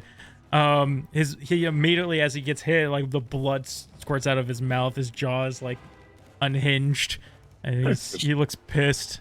She's just screaming in space, "Fights!" You're screaming at him. This is one bloodthirsty ass monk. Okay. Nive. As she kind of lowers her arm, peering over the arcane shield as it dissipates, staring at that guy, says, "You don't deserve to feel the coldness of space, and I'm going to cast Frostbite on him, so I need a con save." Ooh. Nat 20. Yep, he passes. So I guess he does. Harvey, hurry. Someone get the newbie. She's going insane. You hear her scream like from like the dock. Blood for the blood god. Oh hell, corn's involved now. Dear Lord. I believe this girl's got some screws loose in that gelatinous exoskeleton of hers. Lauren, it would be your go. All right, he's going to stare down whichever one looks to be barking orders. He's just shouting this at the top of his lungs. If you shoot at us again, I am going to shove my talons so far up your ass that you're going to be breathing through a hole in your trachea. Now get on the goddamn ship. Roll intimidation with advantage because this guy just got the shit kicked out of him by Clara. Awesome. Let's go. Says a 25. Yeah, Nice. yeah. He like clicks his jaw back into place and kind of like mopes his head down and he's getting ready to run away from Clara and maybe toward the ship. He's not ready for her to kick his ass. Yeah. Yeah, Large's like, all right, let's go. As he like flies down on deck next to, or I guess he'll start flying up towards the crow's nest. I don't know. All right. All the blights are dealt with. Harvey, Neve, you see as the wagon, it's fully just like off the deck, the dock now, and like hanging from the ship. Some of the items are starting to get loose and fall. Do you do anything? I try to grab the ones like I will if I have an action. Yeah, I will adjust their density so they're lighter so I can hold them in to the car. Okay. How do you do this? Adjust density? Is this like it halves their weight? Okay, and you just give me I just kind of push up against the cart so that my back's holding everything in as it goes vertical. We need this money. Wait, what do you save? There's the couch, there's portraits, there's a box of like random assortment of like metal instruments and things. Oh, I'm gonna use because I can only cast it on an object, so I'm gonna lessen the weight of the couch and then use my body to hold the couch in the cart. Oh, as much okay. As I So you're can. keep trying to as keep many it. things Yeah, in. awesome. Yeah. Okay. Simon, if you can help, and Simon is an unseen servant, so if he can help at all, his strength's only 2, but if he can help at all. All right. Okay, so awesome. That seems pretty dealt with. This bandit is going to attempt to dash, so you can get an opportunity of attack if you want to take one, Clara, as he's running toward the ship. Clara's taking it. You do it. Oh my god. What? Just unarmed strike, right? Yeah. To me works. All right. We can't have more bandits on our bandit It's ship. 19 to hit. Bam! Lucky punch. He gets punched right into the water and starts bobbing because it's pretty shallow right there, so he's not even fully submerged. As she knocks him in there, she just yells at him, "Weak!" Why did you kill him? The other one is just gonna run away from you guys. He's like, I better luck somewhere else, and he's gonna run 60 feet. Okay. Everything seems to be dealt with here on these docks. You hear Captain Popotamus speak to you. Aboard! Ready for liftoff! Get to your positions! Neve, to the gem! And you feel the boat begin to rattle as it begins to lift out of the water. It starts to drip off, and there's this sudden lurch of speed. I need everybody to roll me dex saves. Well, I'm going to assume Clara got on. I was kind of fast-forwarding a little bit. Sure got on. I need dex saves away from her. as you all... Oh my god, that's a natural one. I got a 6. I got a 12. A deck save? Oh, this ain't good. I got a 3 because I got a +0, baby. Okay. You all fall prone. Well, sorry, not what did you roll again? Sorry. Tommy? I rolled a 3. Oh, okay, then yeah, you all fall prone. I assume I I at was, least 'cause I was prone in the still crow's laying in the nest? cart, holding things down as it landed. Yep. Okay, and I will say, yeah, because the way you fell in the cart, the couch falls over you and falls slightly slower to the ground. It is having weight, so Yeah. Okay. Oh, it's lighter, right? Yeah. Oh, we're taking off. Never mind. Ooh, you start zooming up into the atmosphere. Neve, you got to get to the gem. Yep. If you don't get to I'm the gonna- gem in time, there's going to be no atmosphere on your ship. Yep, I'm gonna make my way as quick as I can. Simon with me. Okay. The gravitational environmental manipulator. Never calls it the gem. The captain always calls it gem. She never does. So, we'll say it's easy enough. You guys fought. You killed everything. I was expecting one of these to make it on board and stuff, and they never did. So, I perfect. tried. You start pulling yourself up. Actually, Neve, roll me athletics checks. You guys, as you stand up, as you guys stand up and look over the edge, Chef and Clara and Lauren. Actually, Lauren, you're having a really hard time getting up because you rolled an out one. The rest of you look over the edge and you see Harvey trying to pull the thing up, but you see Neve is barely holding on to the edge of the wagon. I got a 12. A Can 12. I run over there to help pull Harvey up with everything using my robotic arm? Okay, roll me athletics. Well, Harvey, let's hope these hydraulics work. Top notch! That is a 19 plus Nice. 5. Okay. Ooh. Yeah, you grab down onto the cart and start ripping it up. It comes faster and gets it pulled up onto the ship. You maybe have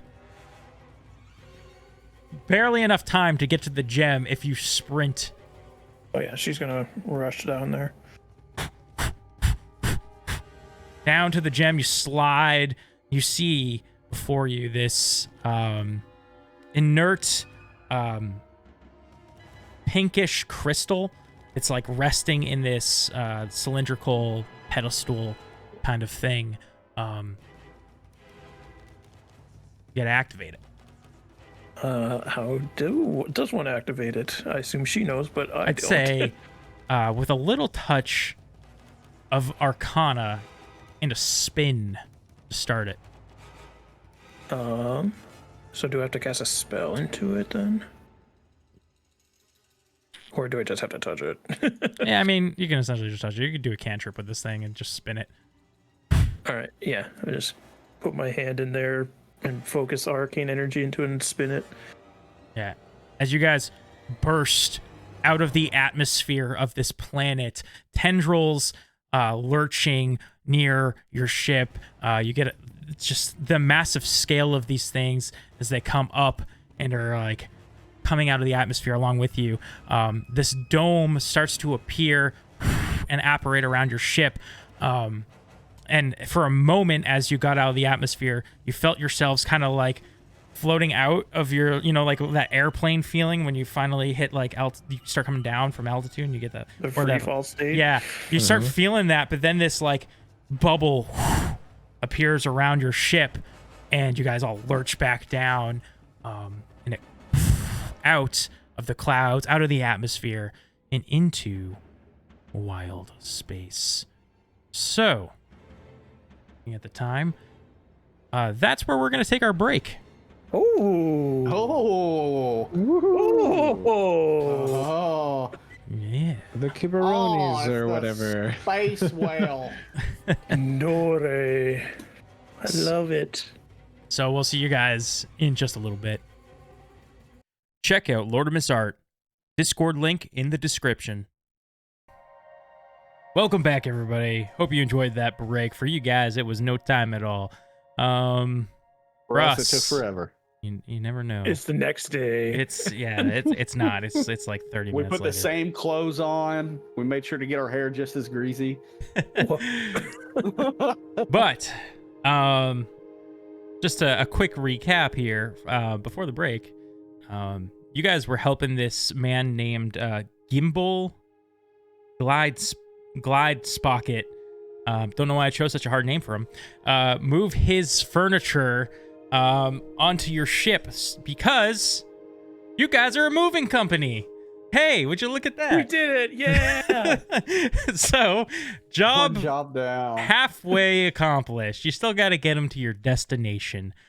However, during the course of the move, seeds erupted or fell from the sky, erupted, and all hell went loose. You guys booked your way to the docks, boarded the ship, and launched yourselves out into outer space, where you now find yourselves in this nice, peaceful. There's not really much sound out here besides the occasional creaking of the ship and any chatter amongst yourselves you might have. Sometimes, like a space fish, we'll call it, will like swim past. And you can't even. Would you be able to hear those? Yeah, I guess you would be able to hear those occasionally. Maybe swim past, and you hear there is like this droning sound, but it's very like quiet and always sounds like it's in the distance. All around you see stars flickering out in the horizon as your ship, everybody aboard your ship finally gets a moment to breathe. What would you like to do? And also, why is it a short rest? I would like a short rest. Well, Nive is going to spend a little extra time with the gravitational environment manipulator, just staring into his. I know I've said it before, Simon, but it's gorgeous, isn't it? And the pencil pen thing just kind of like nods in agreement and zips around. It like occasionally like sparks energy from it, like little lightning bolts that spark off of it as it continues to spin rapidly. The closer you are to it, the more of that pull you feel toward it, because it does take a bit to like hold yourself back from it, but you can. But it is stronger here. Just think, Simon, one day we'll be able to manipulate gravity even a higher force than this thing can.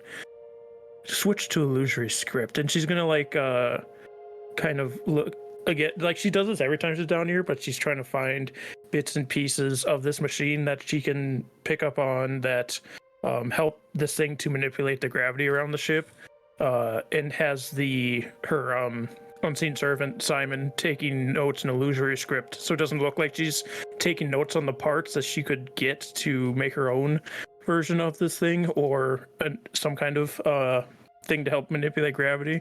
So it's just like taking notes on random like inventory things rather, but it's writing down a shopping list essentially of parts she needs. Okay. What are the rest of you doing?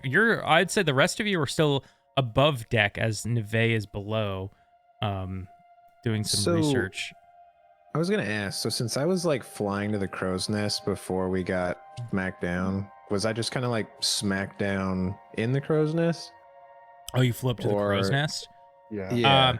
You like landed on a mast and were like, limp bodied hanging over it. Okay, sure, yeah. So he just kind of like, it's like just holding on to his hat and just kind of gets that set back up and kind of does a little, flap up to sit on the side of the mast and just kind of looks out, takes all the beauty in. Oh, it never gets old, Gran. And he'll just start playing kind of a somber tune. And then just anyone who can hear that for their short rest, they'll get an extra 1d6 of hit points if they spend any hit die. Yes. And while all this is going on, this like role playing stuff, you guys can be taking your short rest at the same time. So yeah, what is it? Question, 1d6 does that you kind of said? stuff stack? Hmm? Because I'm Like- also about to go prepare food that also gives an additional 1d8. Yeah, that stacks. Hell yeah, we're gonna be so Your short stacked rests are up. going to be very efficient. I kind of need it because I'm feeling rough, dog. As as you begin to go below deck, Chef, the captain in his big floating chair begins to speak to you all. What happened down there? As you hear his big lumbering chair come to the top of the stairs at the very back of the ship where the helm is, and you hear a gunk, gunk, gunk, gunk with each step he goes down, as if the chair can't quite hold him perfectly. He's bouncing off the steps. Some type of space crystal monsters decided to land on that planet, and didn't look like it was going too good for the rest of the folks down there. Have you... that was almost Drogden. Oh man, I lost it. Has anyone ever seen anything like this before? Have any of us seen anything like that Have before? any of us seen something like this? No. Oh. Maybe Neve might know what's going on, maybe, but down below. Could I roll? I mean, she's not part of the conversation, but can I roll something for future reference if she? Sure, yeah. Let me know what your role is. Bad. Okay. Don't worry yeah, about it. none of you All have new any idea what this experience can for be. her to record. Well, at least we don't have to go back there any longer. Hey, where are we be heading next? Where are we dropping off the old belongings of Sir Golden Pocket or whatever his name is? Yes. If you could make haste, Faerun. Let us leave. Oh, we be going to Faerun now. Yes. And double time if you could. Well, Captain, I'll be down in the galley cooking up some hot meals for everyone. All right. You know the Oh, way I be- like it. Extra Be careful raw. of that plasmoid over there. She seems to have a thirst for blood. A new recruit, you say? Yeah. Let me see it, girl. She's currently in a corner. She has made a pseudopod, basically draining all the blood that she had, gotten from her, all the debris. Made a pseudopod out of it, and then she's currently just crouching by a bucket and watching the pseudopod just drain all the stuff into the bucket. Squeegee. Show me those muscles. This Quite- is getting quite weird. I'm gonna go downstairs. she doesn't turn around. Is just a bit too interested in watching this stuff drain. I don't understand children. Okay.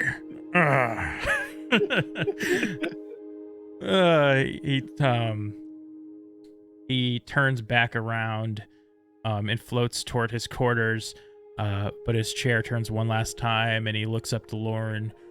Let me know if you see anything on the horizon.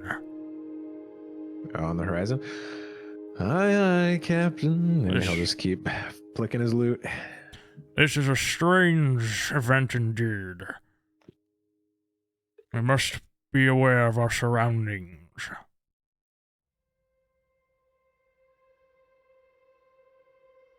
The passenger you've picked up seems to be quite nervous, wringing his wrists a lot and stuff and playing with his hand. Very nervous indeed.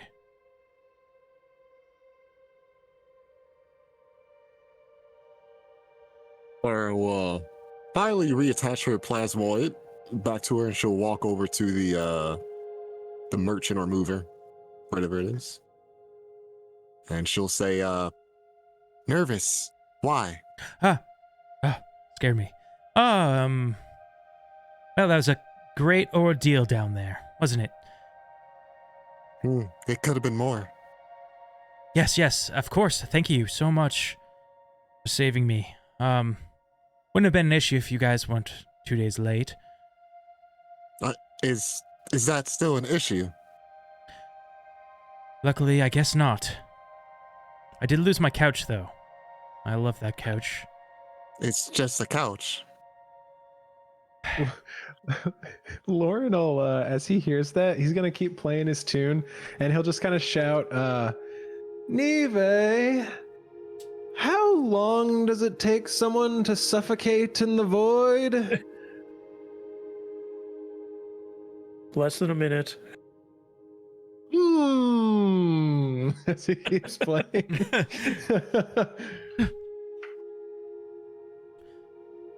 So, payment when we arrive. Yes, sextuple. Sextuple. Thank you again. She nods and walks away. This guy lost his couch, his lamp, and we were 2 days late. He paid sextuple the amount. That's hazard pay, baby. Hard gaslighting right there. Yeah. Anything else you guys would like to do? Chef, you're down in the kitchen. What are you cooking up? I am cooking up some biscuits. So like, if I can paint the scene of what this galley looks like, you go in and there's like this table that, we can all sit at. The counters are just littered with dishes and just different cast iron pots. In the corner, there's like this aquarium where this like rather large lobster just is sitting in there. With a little like post-it note. I'm just gonna throw those into the universe. There's a post-it note on it that says it's like a reminder note, feed Krusty ×2/day. With like this little jar of like lobster feed next to it. On the walls you see like various recipes and stuff.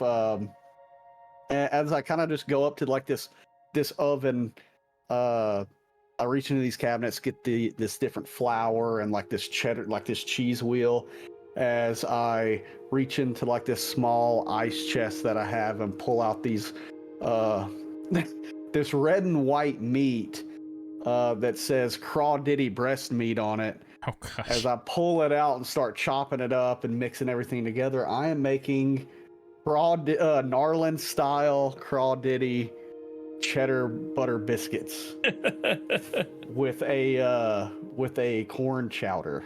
Okay. To go with it. As you're cooking this meal up, there's a slight and it happens on occasion.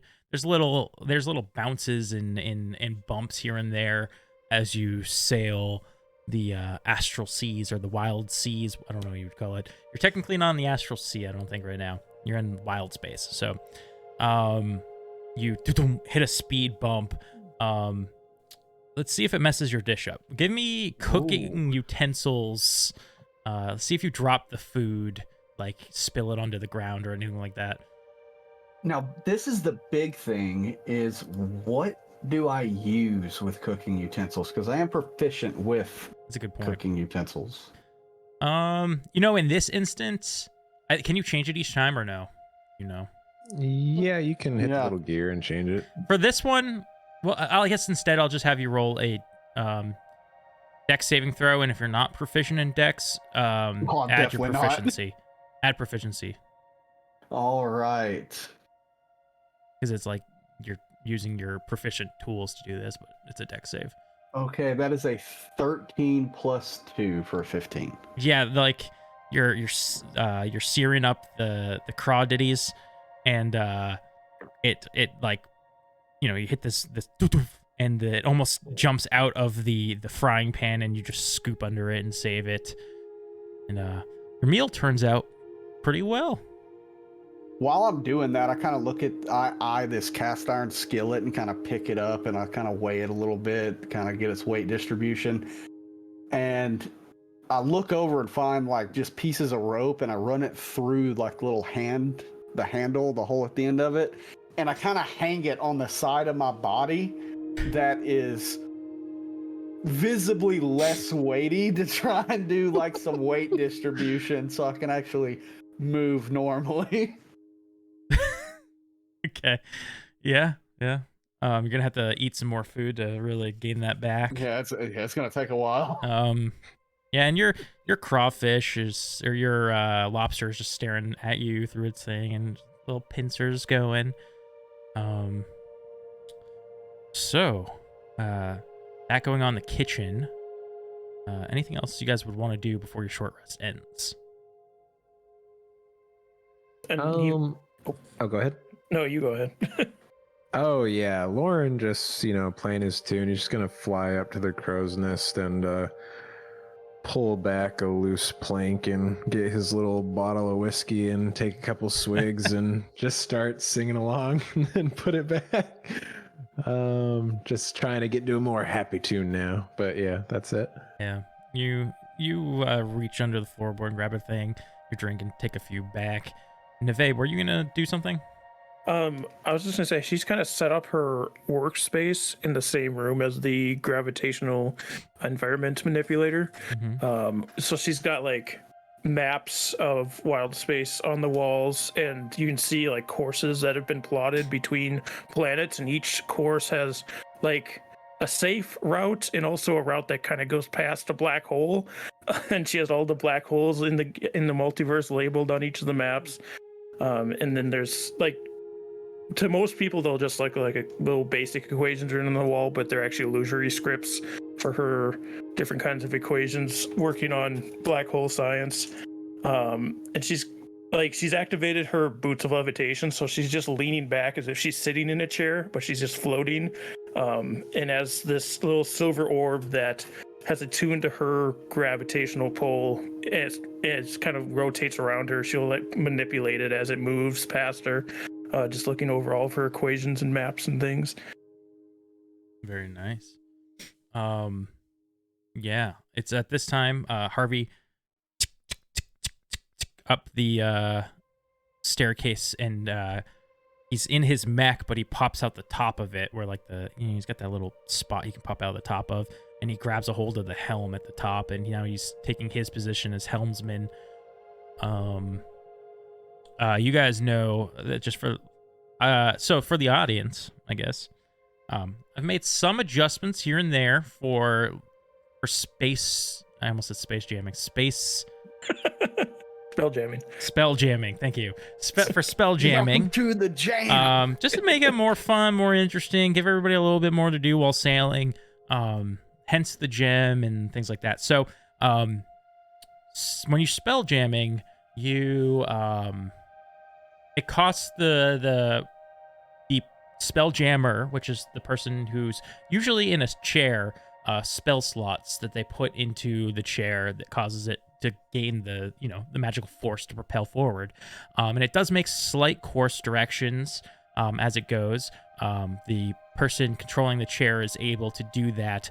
However, for bigger turns, sharp turns, really any sort of thing different than just a slight adjustment, the helmsman is responsible for that.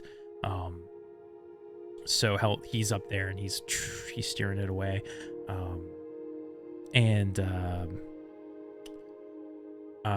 But once your short rest is over, you hear the captain kind of glide his way out of the captain's quarters again, and he's like touching his hands to his head, and he says, "Rorin, do you see anything? I'm getting a sense something is near." And you know that this Oh, go ahead. being in the spell jamming chair gives you this connection to the ship, where like you can feel when people are aboard your ship. You can sense when things are in the periphery somewhere. It gives you a very large attunement to this vessel. Go ahead, Lauren. Oh yeah, no. It was, oh yeah. So that's what I was asking. So is he like yelling that, or do I like hear that in my head or something? At this point, yeah, he's just yelling it up to you. Oh, okay. But he okay, can, gotcha. while you are aboard his ship, he can telepathically communicate with you. Oh, that's so cool. Okay. Yeah, he'll just be like, oh yeah, like put his loot up behind him and start looking around to see if anything's amiss, I guess. Okay, roll me a perception check. All right. You know, for the Crow's Watch, I'm not amazing at these. 13. Okay. You're sailing at, like it's like 1,000,000 miles an hour, some ridiculous number. But the ship starts to come to a slow stop. And that usually happens when you're within a certain range of a large object. It's like an auto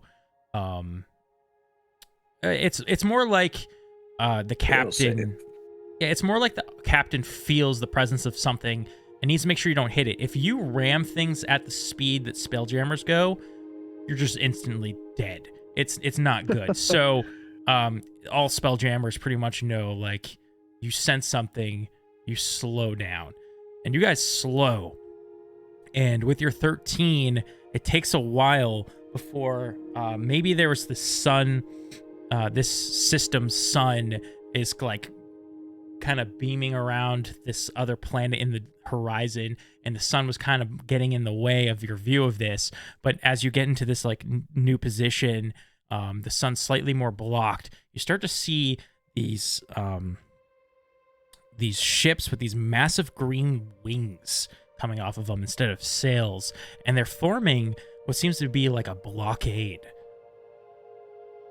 Ooh, do I recognize that as anything like sail wise or?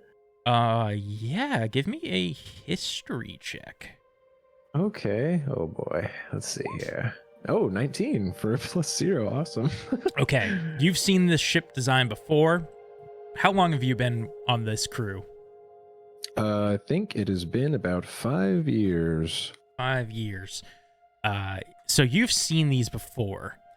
And you also know that the captain is not very happy when you have run-ins with these guys. This is well, you don't know for sure because many other people can have this ship style as well, but it's a very common ship of the Xaryxian Empire. Gotcha. Okay. Yeah, he'll yell down, hey, Captain, looks like we might have a few Xaryxian Empire vessels. Not quite sure, but could be. And the Hadozi that's with you springs up. Oh, and starts like glancing around real nervous like, and it's maybe like starts to try and go below deck. You guys do anything? Would I have saw that from up there? Oh yeah. Oh, okay. He's like stumbling over himself, like trying. He got real nervous real fast. It's like his blood went cold. Lauren's just gonna like hop up on the side of the crow's nest and just like take a step out into the air and just like dive straight down and then like open his wings at the last second to like swoosh, like swoop down right in front of him. Oh, what seems to be the matter, good friend? Oh, nothing. Just figured I'd take a tour downstairs. How about that? Can I insight check that? Yeah. Go ahead. I'll roll deception for him. Oh crap, 11? Doesn't matter, I roll really bad. Yeah, he's not telling you the full truth. He's hiding something. You know, it would be quite unfortunate if you were wanted by the Empire and you didn't tell us. about this. Would not be great for us. No, it would not. You know what? Hide me, and I will pay you octuple. Did you hear that, Clara? Octuple? Wait, what's octuple? That's 8 Even times. more. 8 times. I'll pay you 8 times the worth of this cargo to get me hidden, to hide me from those elves. She walks Kinda- closer Kind of like, and go. well, I guess Neve is probably still downstairs, so never Yeah. mind. She walks closer to the guy and stares and says, 9 times. I don't know the word for that. Neither do I, but 9 times. I should know the word for that. I'm smart. Clearly, I it's think not you're who you looking are. for non-couple or ninefold in some languages. Non-couple? That is the word. Strange. Non-couple. yes. I'll pay you non-couple. Fine, I'll do it. Actually, roll. You know what? True. Roll me a intimidation check. Oh, she is horrible at those, but You need to be gold let's give a shot. 12. Yes, whatever. That I will go no higher. I will be a poor man at the end of this. That does not Listen, concern me. Oh, the captain, he went into his cabin, right? No, he's just come out when you said that. Okay. Well, Captain, I believe we have a fugitive on board, but he's agreed to pay us even more to hide him. So, do you think we could stow him in one of Chef's cooking barrels or something downstairs? Why are you running from them? Well, I'm just tired of working for them. Her How's leans that? in closer and just says, Yeah. tell us so we'll just kill you on the spot. We had a bad breakup. The Empire and I.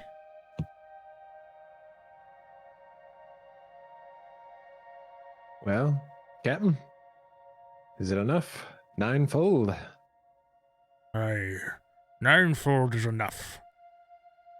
Get below deck. Someone find him somewhere to hide. I got a question. Does any one of us actually know how much this guy's gonna pay us? Yeah, what was the I've base just been amount? thinking about that. That's a very It's good like, question. well, once upon a time it was Just this thinking much, about but that. now it was originally this much. I guess we were just happy to actually have someone hire us. So he was going to pay you 1 gold, so then now you guys are getting 9 9 gold. gold. But amongst 6 of us, woo! No, it's a very large number that we will figure out exactly after. A very large amount of gold, though. Like, very good. All right, well, let's head below deck. I'm sure Chef can find a spot for you. Yes. And- Yeah. He starts to head down deck with you. Where do you right. there's down you come down here and there's hammocks sprawled out here and there. There's crates, barrels, all of his furniture. I don't know what else. There's probably like a what you call it? What do they call it? A head. You know, it's a toilet area. Hide him in the A person John. Oh no, don't go in there. We all know what happened last time I went to the bathroom of a ship. So Block showed up. he'll walk into the galley with him and just say, hi, Chef. I believe we need to hide our friend here. I was wondering, is there any sort of food we could hide him under, or do you have any little hidden compartments in any of these? Maybe we hide him under some grain or something. He just kind of looks at you. He's like, you want to ruin my food for why? Well, ninefold pay. Sounds about worth it, right? I could buy a lot of cheese wheels with that. Yes, I could. So many cheese wheels. I almost pulled a Skyrim reference at that fight and was going to run over to that block of just nothing but cheese wheels and grab all of them. Well, I do have a barrel full of rice, but I don't know how good he'll be hiding under there. Could I hide in the rice? Yes, unless someone decides to tip it over. Why would they do that? Well, what kind of people are we hiding them from? Oh, the what empire? Zaraxian. The What do I know about- Xaryxian Empire. What do I know about them? Roll me a history check. I've been around space a while. Yeah. Oh, that's not good at all. What's history? Yeah, I rolled an 8, son. You know, your captain always complains when they come around, but you don't really pay much mind. You're off in your own land, your own world. But you do know that they are typically astral elves. And I don't know, Captain kind of has gone off about like war stories about either fighting them or fighting with them. You're not really sure. You don't pay much attention. Right, yes, I see that. No problem with putting them in the rice. Don't be damaging my goods. I Okay. need that for our good jambalaya I'm cooking up later. You guys Mm, shove them in the rice. Please let me know when they leave. of course. Keep your hand off the rice as best you can. Just You cover damn me. Hadozi. Cover me. As Just he shove him. I just grab him and just shove him in, like as forcefully shove him into the rice, which is gonna feel like a brick wall. And then just cover the lid. sinks into it. All right. You can breathe in there just fine, right? Gimli? Gimbal? Gimbal? Gimli Gold Pocket, I think was his name. Yes. If I shift around every once in a while, I should be fine. All right. Oh well, now that's taken care of. Chef, is that one of the crawdaddies? Just the meat. It's a new He's gonna, recipe like, I'll be trying. He's gonna try to snatch one with his I slap talons. the shit out of his hand. Sleight of hand Pat, versus. but like a pat, like a mom pat. Like, don't be touching that. Kind of like what Aunt May did to Green Goblin and Spider-Man. I heard sleight of hand versus what? Or I guess it would just be two sleight of hands or something. I don't know. Sleight of hand versus deck save. Oh, Let's go. Oh, What, damn it. so I already who- did sleight of hand. I'll do the deck save. No, you sleight of hand, but then Oh, chef okay, okay. deck save. I got a 0 no See how matter fast he what. Let's do reacts. this. I got a 7. Yeah, no. Lauren is too fast for you. He's young and nimble. You bloody raptor, keep your talons off the food. I'm gonna swipe it and start running off while giggling. I just kind of shake my head, but then I like look at this like baking pan of these biscuits I just got done making. I like grab one, open up the rice bin, shove it in there, and be like, "You be telling me, make yourself useful and tell me how that tastes." It's hot. It burns my head. Oh, it's scalding. Oh. I'll just keep stirring, like with the ladle. I'll keep stirring the corn chowder. Yeah, Lauren will run out up deck and he'll just say, well, our prisoner is stowed. I guess it would probably be the best not to tell you where in case they question you. Good idea. Well- All right, Captain. I'll head back up to the crow's nest then. He'll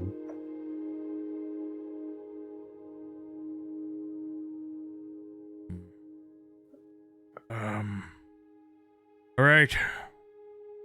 We will approach. I shouldn't be out this far anyways.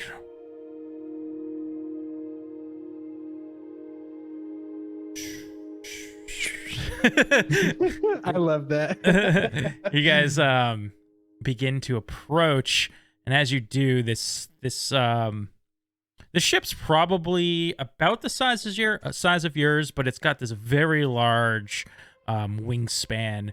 this like green energy, and the ship seems to be made more out of metal than out of wood. And you hear a loud echoing voice boom out from their ship and say,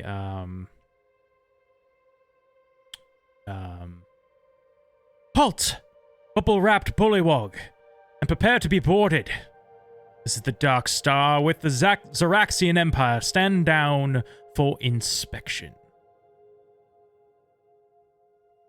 Captain goes, "Inspection?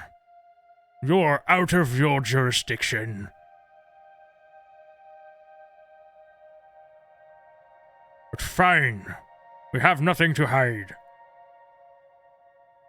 Come aboard if you must." "Oh, is that Commodore Tamus?"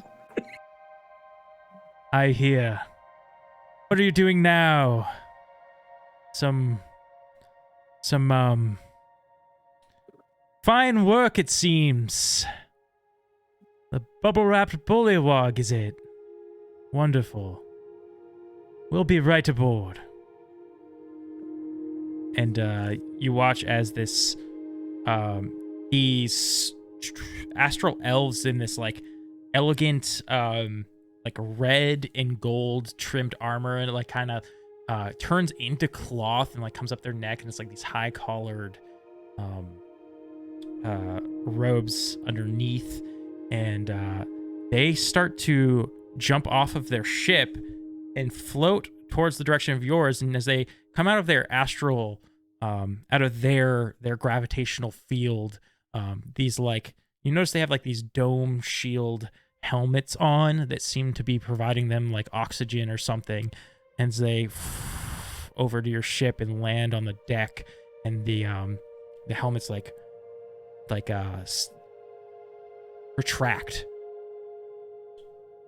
and before you see a astral elf with like long hair, seems to be a female, with those glowing those very like glowing yellow eyes,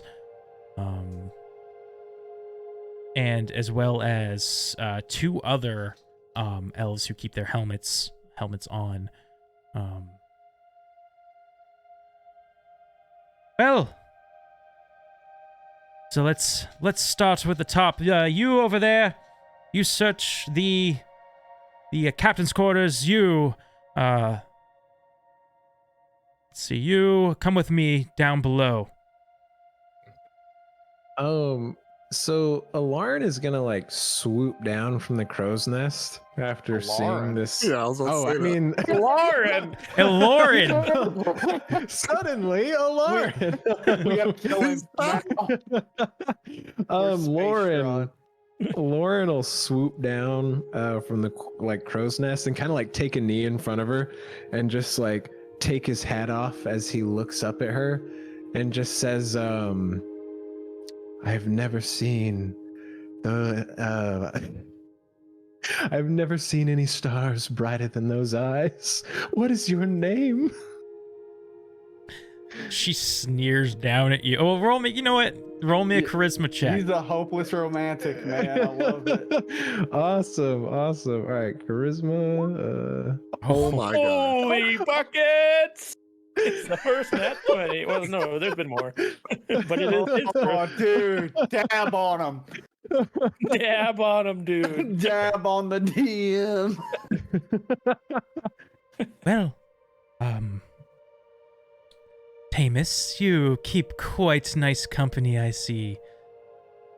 I'm Captain Asmodean. I hope your captain hasn't spoke too poorly of me.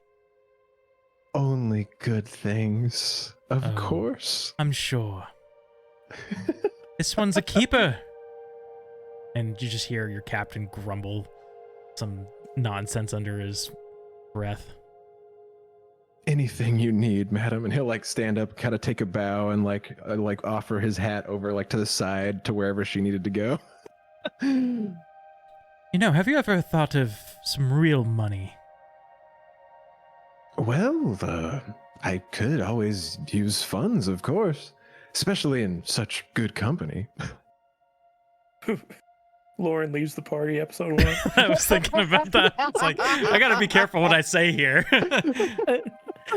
Perhaps you should sign up with the Empire. The pay is good. Much better than this riffraff moving business Commodore started. Well, I'll have to think about it.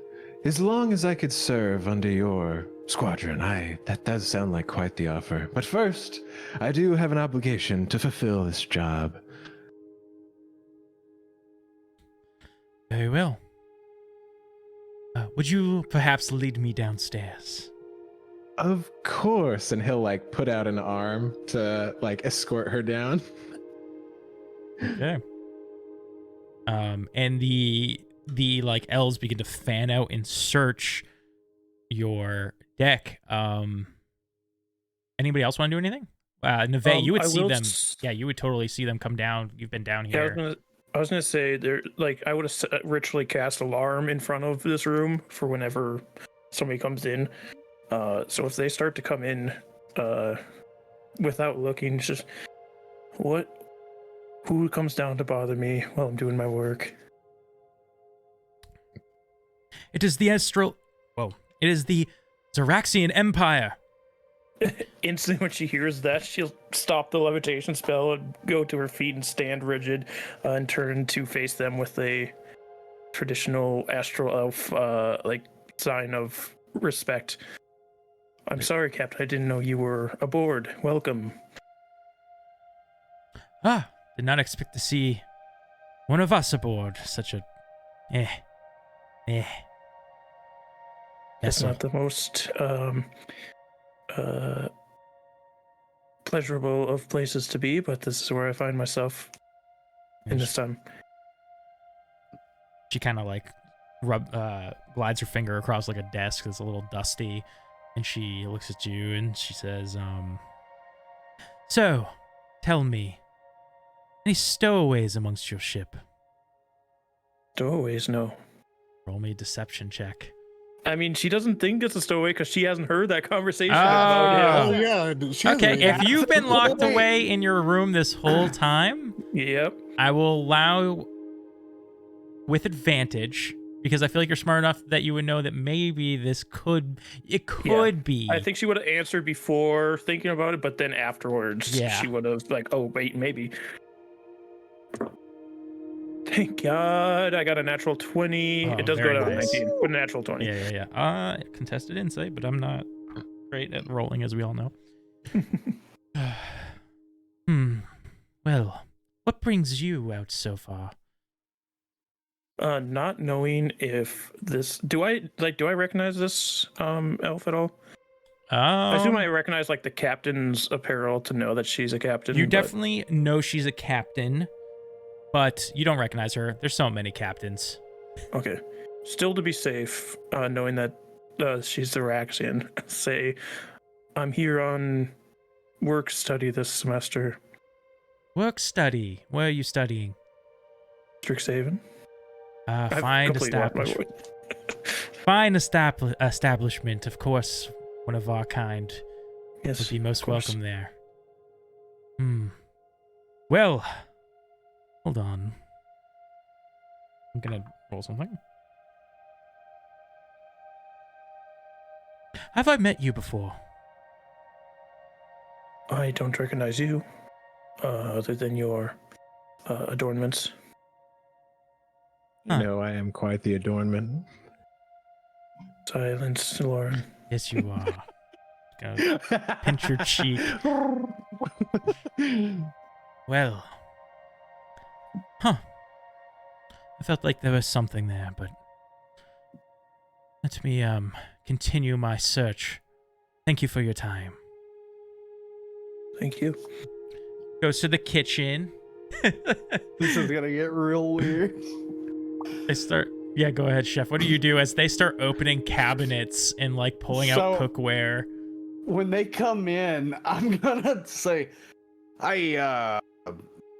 we got some guests here, Lauren. Why, yes, this is the wonderful. What's her name again? Captain Asmodean. It's a terrible Sounds like name. Sounds like Asmodean. Asmodeus, man. So it was Cabin Asmodeum? Captain Captain Asmodeus. Oh, Asmodean. Asmodean. All right. Yeah, that's a weird name. This is the wonderful Captain Asmodean of it's the Xaryxian Empire, right? Yes. Okay, of the Xaryxian Empire. Truly a pleasure. Make yourselves at home. I'm gonna be over here just cooking up some chowder. Yeah, and I'm gonna keep like a side eye. Like, I'm kind of close to this barrel of rice, so if they get close to it, I'm gonna try and let out the beefiest, stinkiest, nastiest fart imaginable.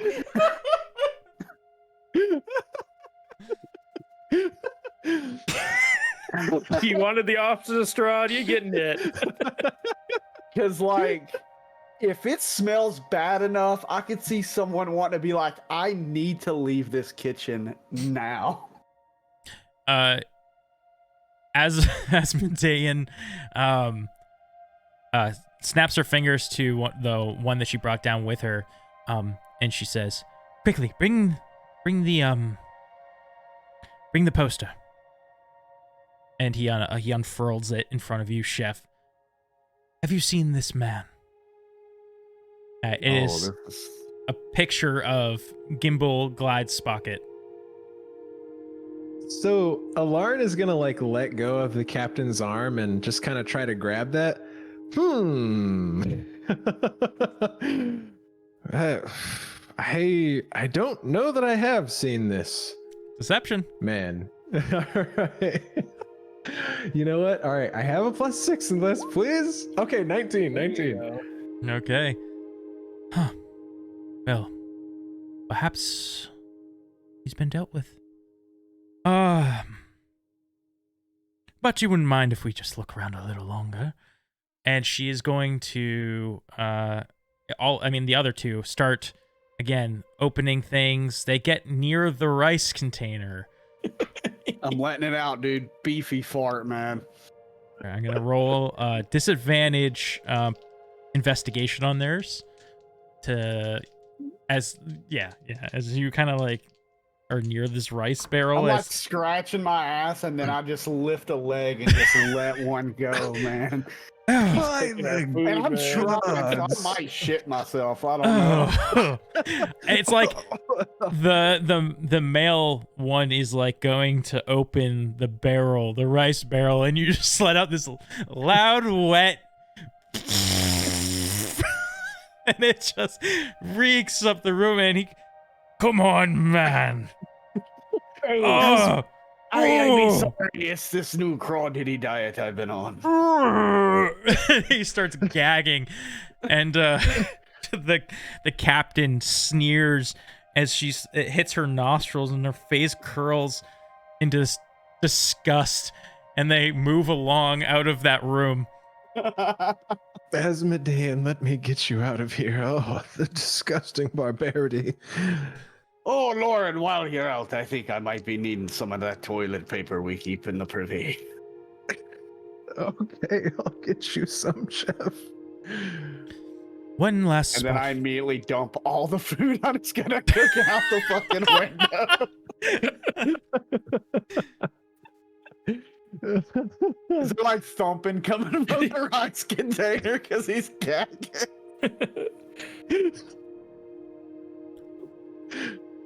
I suppose that leaves one last spot. Show us your storage. Of course, my lady. Right this way. He'll lead her This is there. gonna get us.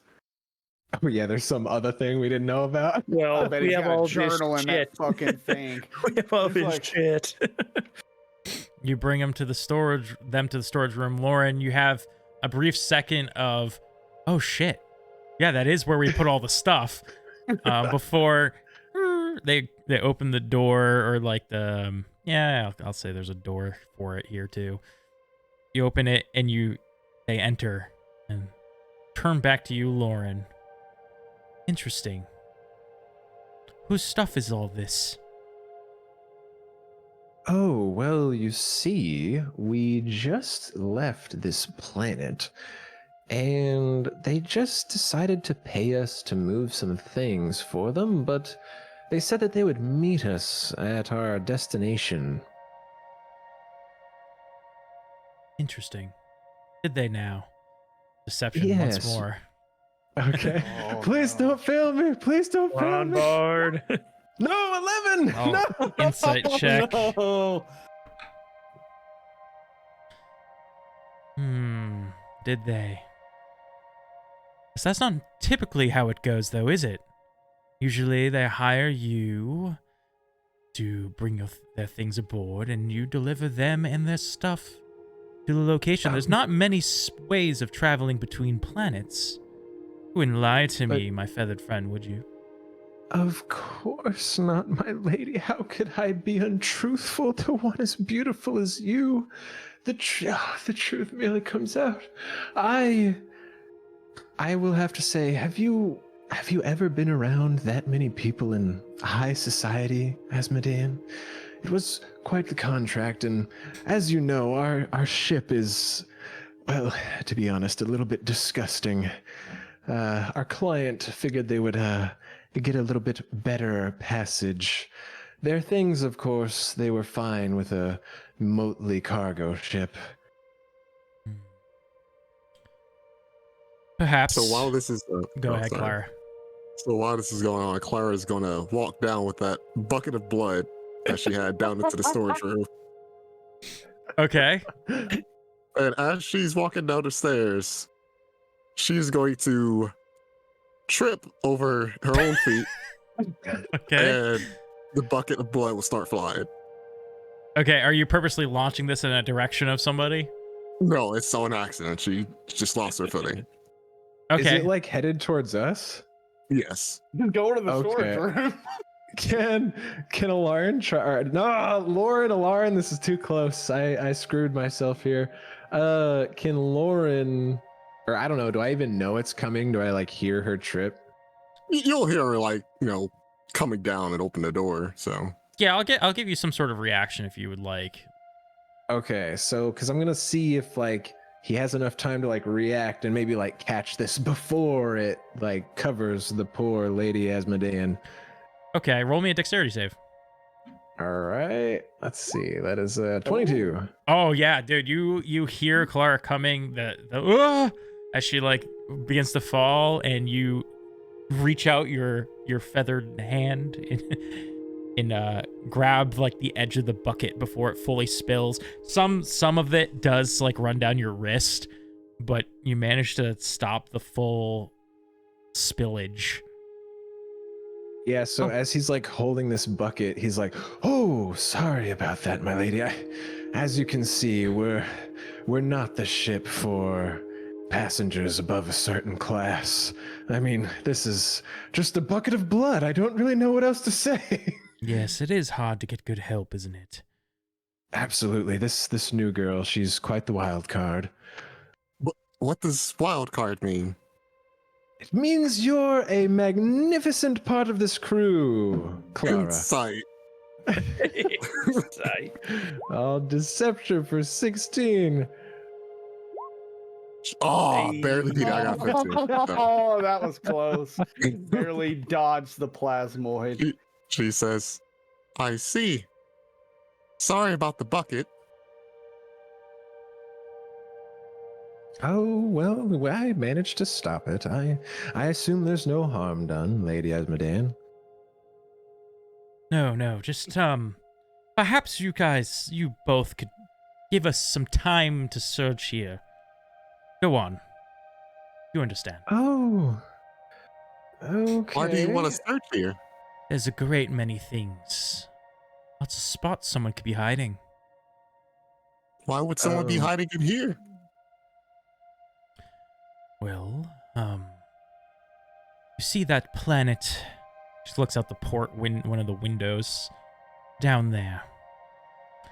Fugitive was stowing away down there. And, well, we're trying to root him out.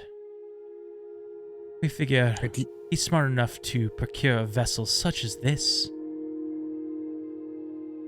Well, I'll leave you to it, Captain. And so Lauren's gonna turn around and he's going to try to stealthily, like, because he's not facing her, and he's gonna like try to whisper under his breath, do prestidigitation. Prestidigitation. Now I can't say it because of you. Prestidigitation. Prestidigitation. And like a rancid smell coming from the room behind them. And like as he's cast that, if I can do it without them noticing or whatever, like, Chef, not again. So where did you cast this? It's coming from the room that it's like near all of us, but kind of a little bit more in the room. It travels with such ferocity.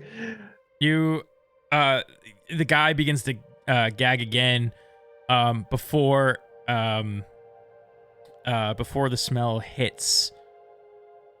Asmodean, she touches the back of her neck, and you watch as that faceplate thing re-seals across her face.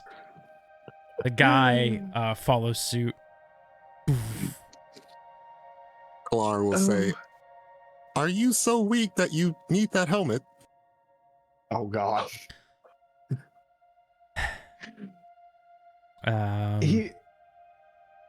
I apologize. Here, Clara. Just a moment. Come with me. We can leave them to their investigation. Just my apologies, Captain. But they never answered my question. Here.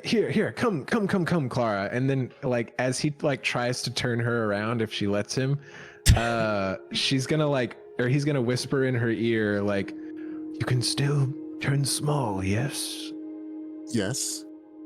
Well, follow me and then do your thing, and maybe you can slip back in there in your little form. As they're like walking away from them.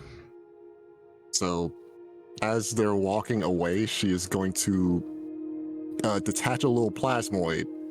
You know, very, very small. It can be up to 6 inches wide and 10 feet long, but she's going to make it as small as possible and make it slide through the door. Okay. Yeah. Easy enough. And when you can see through this, correct? Yeah. Yeah. Okay. You see, for one, actually, one, I don't know if I can. Wait a minute.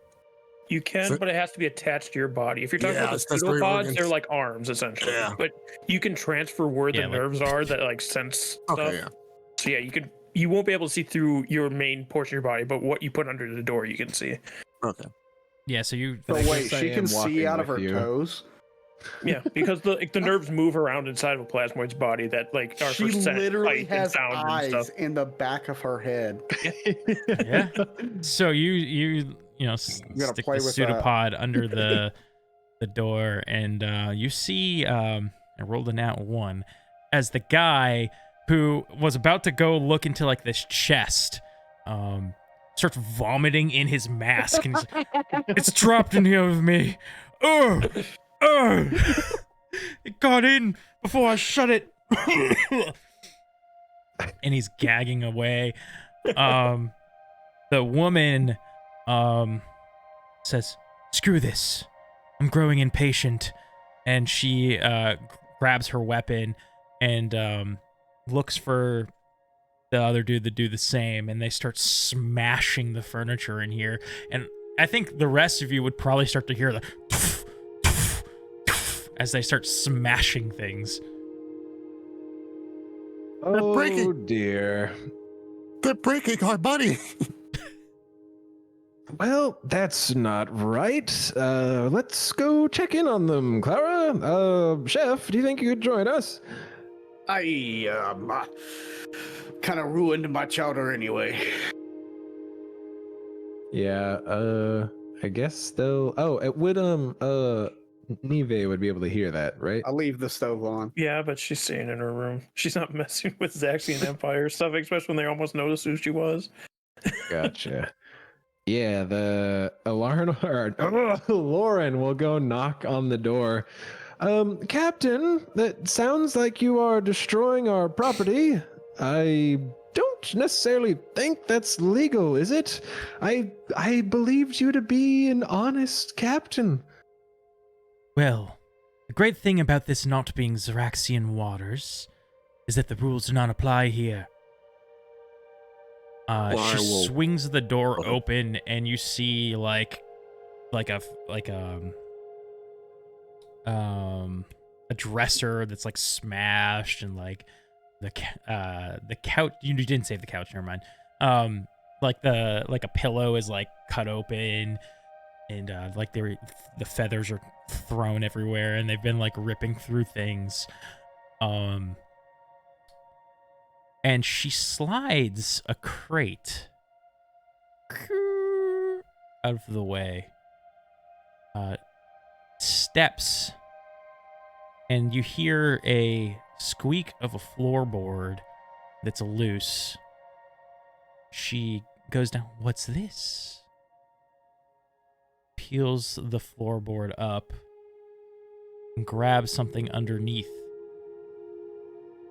It's like a bag, like a green silk bag, and it's like tied tight with two of those like pulley things.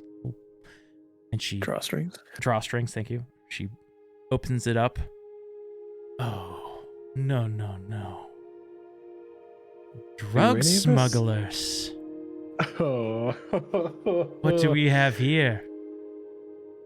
Now, hold on. How do we know that you didn't plant that there to take all of our cargo? Again, Worth you'll be thrashing smashing about. the place up. I think we've found all we need to find here.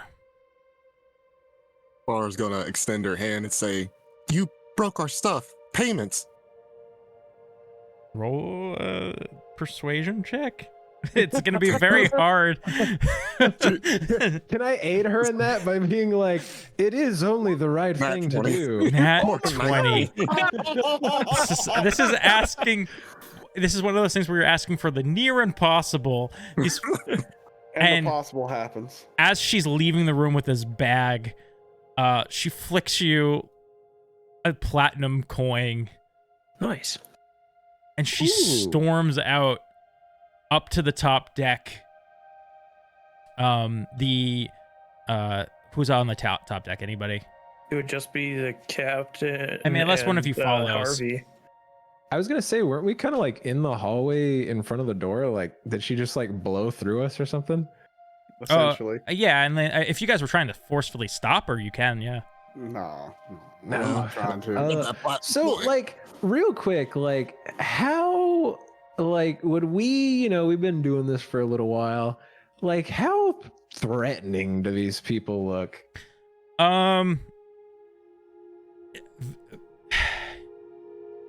Very threatening in the sense that if they find what they're looking for, you're effed.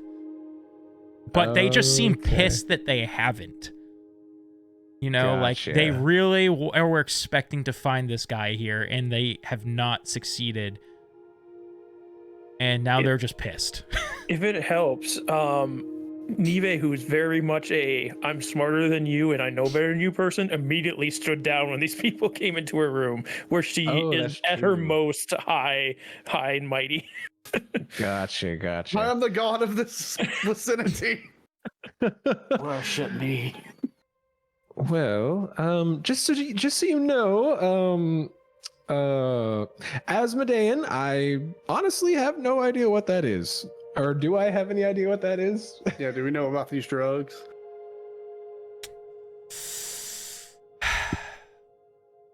Do we know about the glowing cocaine beneath our floorboards? The arcane. I will say chef. Roll me a history check, and this will determine whether you know or not about the drugs. Old Captain Fluffy's got a fix.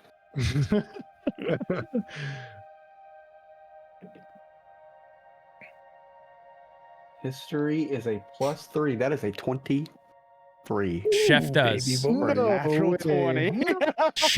Chef's known the whole time. It was his damn idea. That's his drug. I'd be we talk about that shit later. Lauren, it's up to you. Do you want to roll to know if you know or not, or would you want to leave up to fate, or do you not know? Because you are kind of like I don't know if you're playing more innocent or if you're like more faking innocent. You know what I mean? Oh yeah. So I guess for me, I just don't know if has he been trusted yet with these secret dealings? Because I just didn't know if he knew or not. Because if he knew, then he would be more like, yes, I totally don't know what that is or why it's there. But if he didn't, I don't know. I just rolled for you. You don't know. You didn't know. Okay, yeah. I've never seen that before in my life, Captain. And he'll follow after. Yes, of Sad course. that now she's kind of mad. He liked her when she liked her more when she was happy. Well, I hope to never see you all again. Goodbye, Commodore. Not even me, Captain. Maybe you. And she launches off of the ship with her 2 other men, and they glide back to their ship. And we at the audience, Captain. Thank goodness, those bastards. But we, the audience, as she reaches back to her ship, hear her say, "Bombard them." Oh no. And that's where we'll end tonight's session. Oh no. So thank you all for joining us on episode 1. We really hope you enjoyed it. Make sure you leave a like, a comment, subscribe, as well as we're going to be giving inspiration in an interesting method in this campaign. Every 3 episodes, we're going to ask you, the audience, the YouTube members, as well as the patrons. We're going to run polls for you guys to see who you think deserves it the most. So make sure you vote in these polls. And then every 3 episodes, one of these fine players will be receiving inspiration based on your choice. Again, thank you so much for watching. Till next time, let's keep making stories together. Ooh.